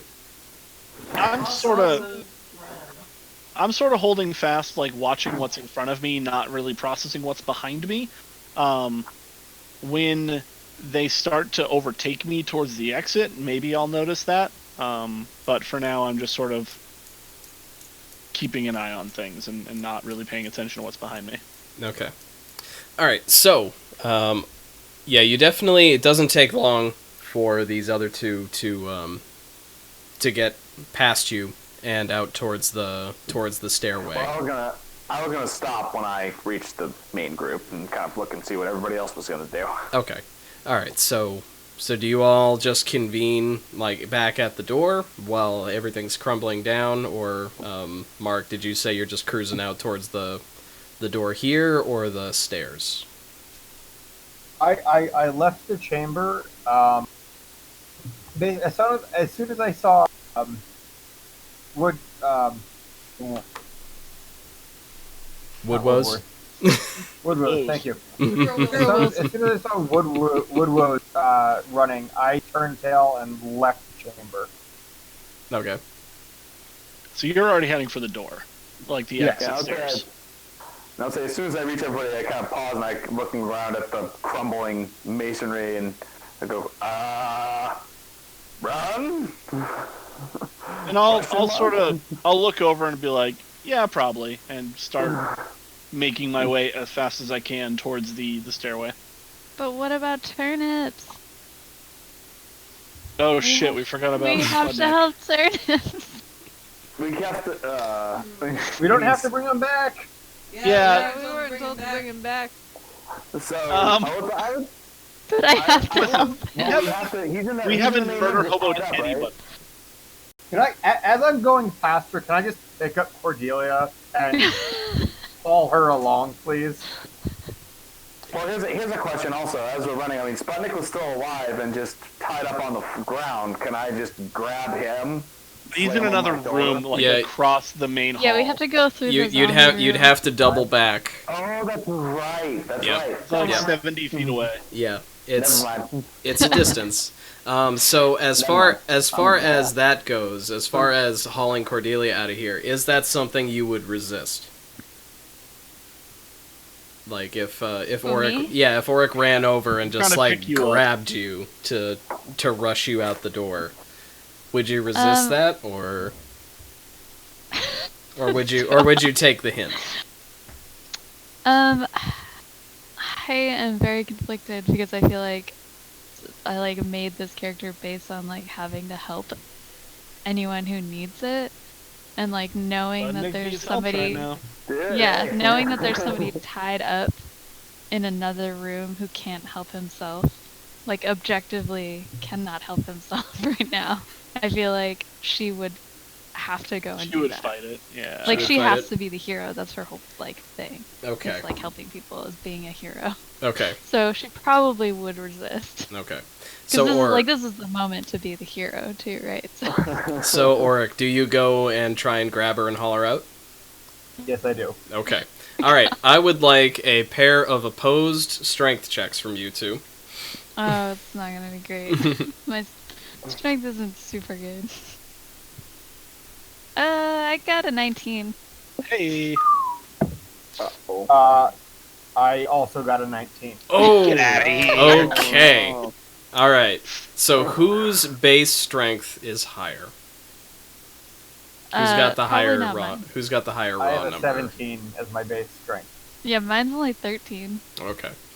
All right. So you struggle, like, and this is you're not going easily, but Auric does manage to grab you and get you and direct you more towards the door.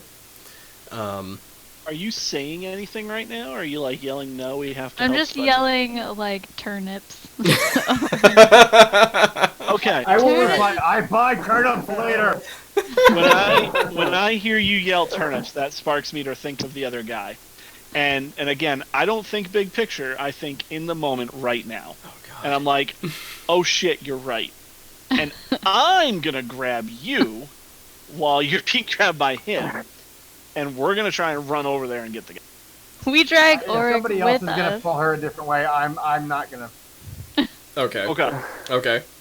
All right. So At What this I'm- point, my hindbrain is engaged. If somebody else is pulling, I'm trying to get myself. okay. So we have. So who else is currently going towards the stairs? I'm gonna follow my orc friend out. Okay. I'm ready. You're going to the stairs. Okay. It's important to die here. All right. So you three managed to get to the stairs without a whole lot of Getting incident. out of here You're just dodging little bits of crumbling masonry. There's no. It's dangerous, but you get there. You two. What I'm gonna need you two to do. Oh hi, Andre. You two definitely would have to dash to get to the other room to start with. Because what are your movement speeds? 30. 30. 30? Okay. You haven't gotten that barbarian speed boost yet.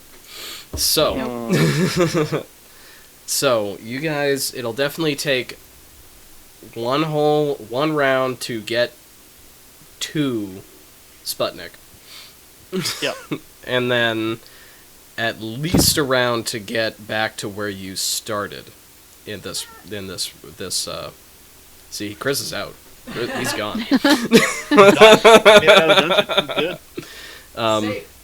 So this is going to be a couple of series of things. You guys can run through and get to Sputnik without too much issue. Yep. What do you do when you get to him? So I say grab an end. Well- like what do you have for a weapon, Cordelia? a halberd. That's not going to be functional to cut his bindings. And I have a warhammer, so that's not going to work either. So yes, we are going to have to pick him up and run with him. Oh. Love it. Love it. Okay. Would it So be faster to roll him? Okay, alright, DM. I have an important question. yeah. So, I'm gonna read you word for word what this says. You can grasp things with your trunk. It has a reach of 5 feet and it can lift a number of pounds equal to 5 times your strength score. You can use it to do the following simple tasks: lift, drop, hold, push, or pull an object or creature. Open doors or close containers, grapple someone, or make an unarmed strike. Your DM might allow other simple tasks to be added to this list of options. Your trunk cannot wield weapons or shields or do anything that requires manual precision. Okay, here's what I want. Mm-hmm. I would like to use my trunk to hold my shield over my head. It's not a manual precision thing, it's just holding it there. And I will grab the guy's legs with my hands. Okay. Yeah. I'll allow that. Yeah. That's fine. Nailed it. Yeah. Did it. Completed Yep. my bingo for the game. I did it all. The stuff this trunk has done. So you have his feet, so I'll I have grab his- like his yeah. torso. Okay. Yeah. All right. So what we'll do, because you guys are still going to be running, your actions are just going to be running out. Go ahead and both of you give me a strength check to pick him up and hang on to him while you're running. 12. Oh no. Sean, what was it? Oh no. Let off my sheet here real quick. That's 6? 6. Oh no. Okay. It was a 2. So you start to slip with his he starts to slip out of your grip a little bit. Give me a dexterity save. Can I? Okay. 16.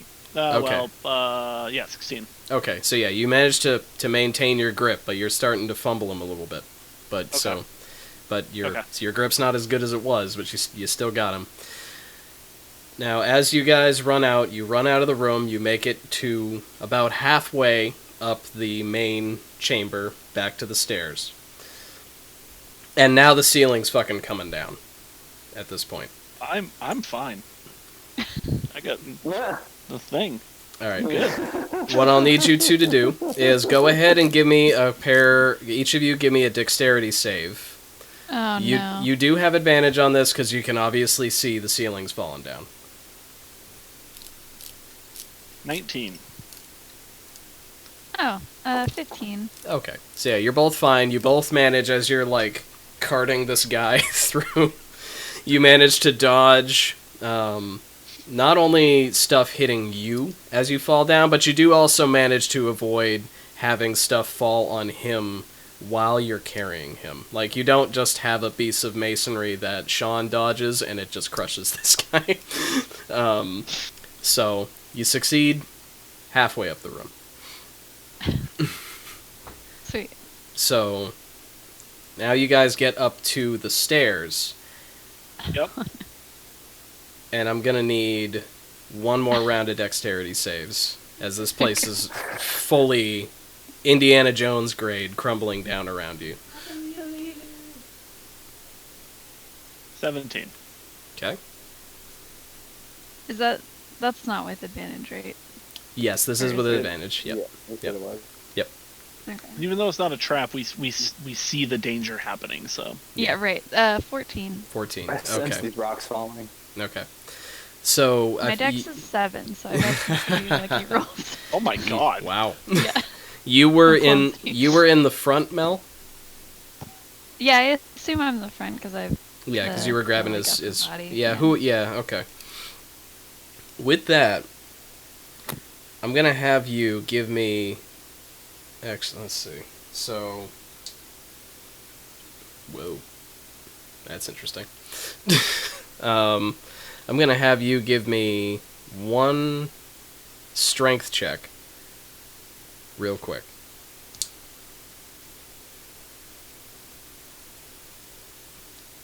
There you go. 8. 8. Okay. So, you both managed to dodge bits of the ceiling coming down. But a big old chunk of granite, or whatever this is coming out of, lands on Spurnick. Can I like try and like put my shield out to sort of deflect it? Like I know I can't stop it.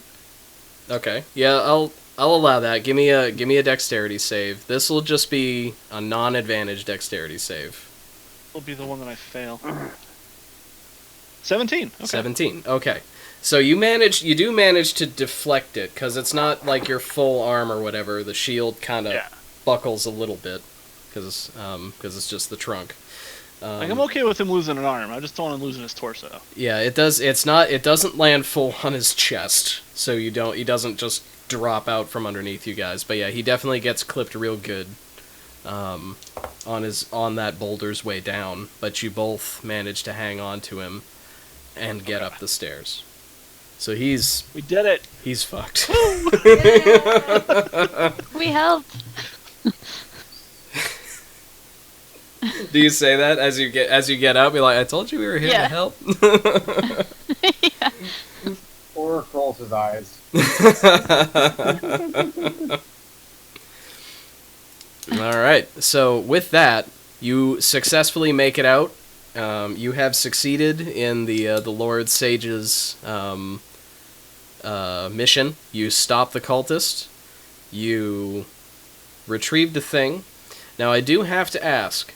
At this point, there are 2 things that you have that you need to decide what you're going to do with, as far as bringing them back to the Lord Sage. Because One of them is a person. the letter of the law was that you just need to go back and say, yep, we stopped him, and then you get your free lunch.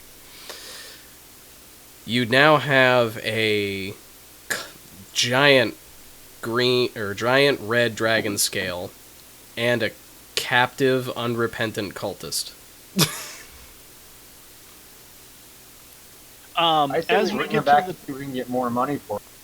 well, yeah, as we get to the top, I'm gonna realize what I just did and like how I didn't pay attention to the big picture and be like, oh, Jesus. And I'm just gonna sort of drop his legs.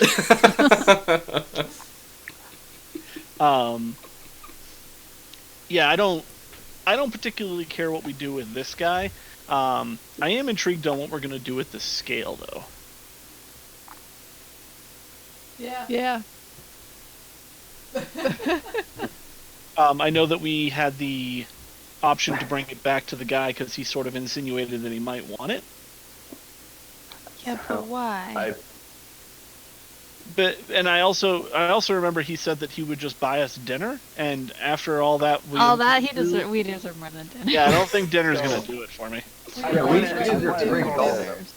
I point at the goals and I say, second dinner. And then I point at the scale and I say, many dinners. Is there... This town that we were in, how big is this town that we originally came from? It's a pretty big town. It's not like water-deep grade metropolis, which is like the New York of Faerun. It's more like a Boston grade. Still pretty big, still pretty metropolitan, but like but not... it's conceivable that we could find a person to sort of divine what this scale is and what it can do without him hearing about it. Yes, yeah, that's definitely that's definitely there's definitely resources for that sort of thing aside from the Lorge. It belongs in a museum. It might, but yeah. So I would say we figure out what this scale is before we offer it back to this nebulous guy who just wants it for unknown reasons. But did we keep the key? I don't think we grabbed the key. I think the key was in the door. Cool. Yeah, the key was in the door, and that door is now thoroughly buried and destroyed. I was just curious because if we sell the set, we might get more. It's fair. It's one heck of a key. So, for time's sake, I'll say that if you do decide to do that side research before returning it, you can definitely find out that it is magical. It like, if you bring it to somebody and they can cast like detect magic or something on it, they definitely detect like some abjuration, like shielding magic and illusion magic. But it doesn't seem to actually have any proper properties to it, like any real like effects on it, but it is magic as hell.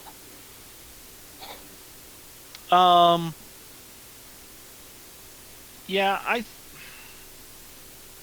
feel like we bring it back to the guy who originally hired us, and we just press him for more. Many breakfasts. All right, and what do you do with Spurnick? You just ransom him Bring him off. Yeah. Bring him Yeah, with. I feel like he could either Give him to the guy. I'll deal with them. Can I have one of Yeah, his somebody fingers? could either question him. Wait, what? or- Fingers? What? You Oh, want I thought that was Arch asking. Arch wants a finger as a conquest thing. No. No. No. Or do you want a finger, Auric? It's up to you. I'll ask before I take I it. help.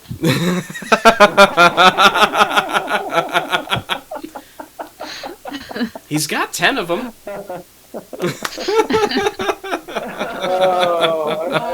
I can't not.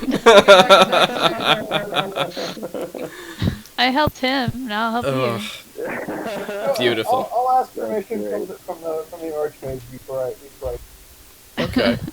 So, I feel like if the Archmage is just going to kill him, Okay. Take a. Yeah, take a- I don't know if I don't want to go away. So when you go back to the Archmage, you use can all parts of me. Go. you press him for more money. You can tell when he initially offers you some money, he's definitely lowballing you. You can just tell, and even aside from all the bullshit you went through. What? I give him the finger.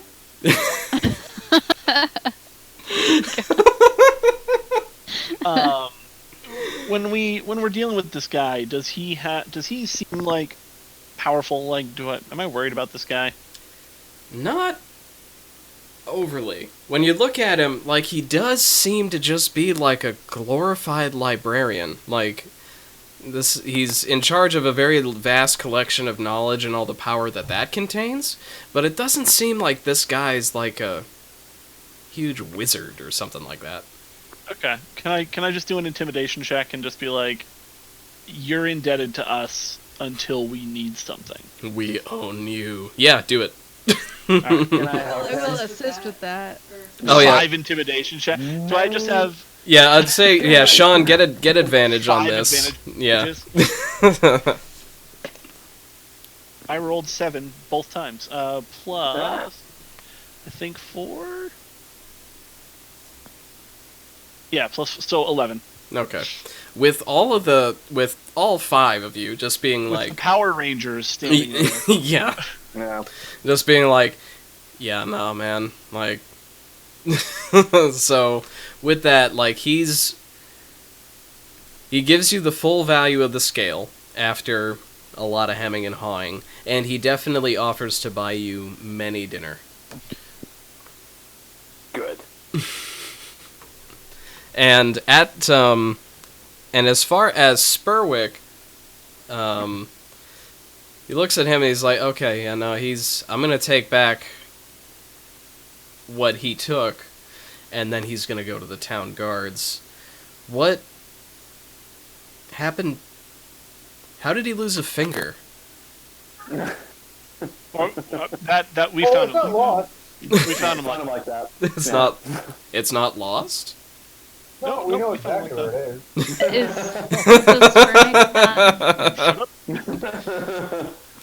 Spurnick does at Spurnick just not talk it for himself then? Like he's just like letting people like. Oh, we intimidated the hell out of him. yeah, Spurnick at this point is a broken man, physically and emotionally. Like he knows his life is figuratively over, so he's just resigned to it.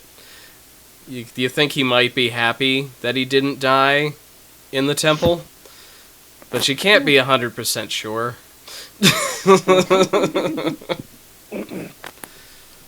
Again, this is why I don't work for those kinds of people.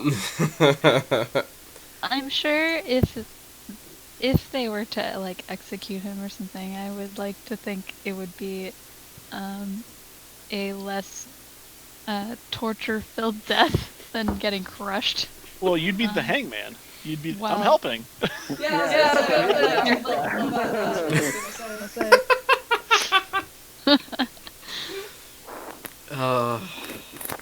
I love it. Well, with that, the barbarians won.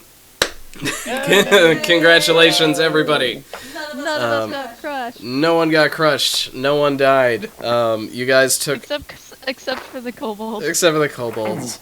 You Wow. guys... That's what they're there for. You guys took Toby. about he as got much melted. about as much damage as I thought you guys were gonna take, and you and you went through the traps exactly like I thought you were going to. I was a big fan of how we disarmed those traps with our hit points. Like, Yeah, me too. and it was just like, Clever. and Hey, shield shoes was a great idea. it was, Yeah. it was, Great idea. and I like that you That. didn't just plow through every single combat. Like, there was only one combat that you guys treated like barbarians, and someone still left that room alive. The non-combat scenarios, and then just dilly-dally combat. That was the. I will say this, but I'm a little disappointed that at no point during did we get to use the phrase, alright, it's time to address the elephant. Oh. Yeah, missed opportunity. No. I kept looking for a moment where it would come up and I have to keep this character now. It's confirmed. God. That's your curse now, Sean. You have to play this character until somebody arrives at that. Okay with that. I like this character. This is fun. And Okay, that would be Sean, that would be a really fun character thing where you can curse to be an elephant until somebody says that phrase. but no one wants to say it because they think it's rude. Am I allowed to say that? I didn't think I was. Just for my my education, what kind of barbarians were you guys? What archetypes did you select? A berserker. Berserker. Berserker. Yeah. Berserker. I was a You were a zealot, I think, right? a zealot. Yes, thank you. Yep. I'm an ancestral guardian. Okay. Yep. So that's what I figured, and that's yeah. It's so the whole I don't want to fight until I need to fight, and then if I fight, I'm going to make you fight me. Yep. Yeah. No, that's. I didn't rage once. Yeah, that's honestly that is what I was most surprised by. I thought you guys were going to run out of rages by the time that this ended, because it makes you go through like 3 combats in a row with breaks between where your rage would have to die. I was ready on that first encounter with the kobolds. I was ready to be like, all right, I would like to rage, and as my rage, that's when I trumpet, because it's a battle roar type thing. So. Yep. Absolutely. The name of this, Let me the do name it of this without, party so. is the name of this party The is first anger combat I management. kind of figured I would let the rage slide because it would be something relatively simple. I figured first combat. Mm-hmm. And then after that, I'm like, okay, now I can rage and have fun. And I will admit, about halfway through the puzzle rooms, I realized I've DM'd module before. Oh, really? It is from the Adventurers League. So yeah, if you I completely forgot what all of it was, Yep. but I was like, oh wait, this sounds really familiar. Yep. And I did, just for time, like there's an entire investigation section at the beginning where you follow Spurwink and Toe Beans' tracks and all that sort of stuff, and that's too much for a one-shot.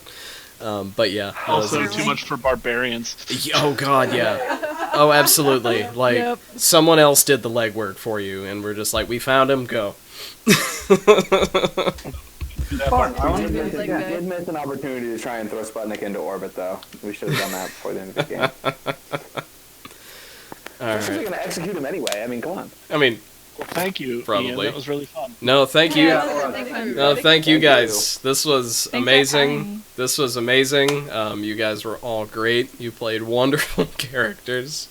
So thank you to my players. Thank you to Wizards for putting this module out for free because of the whole COVID situation.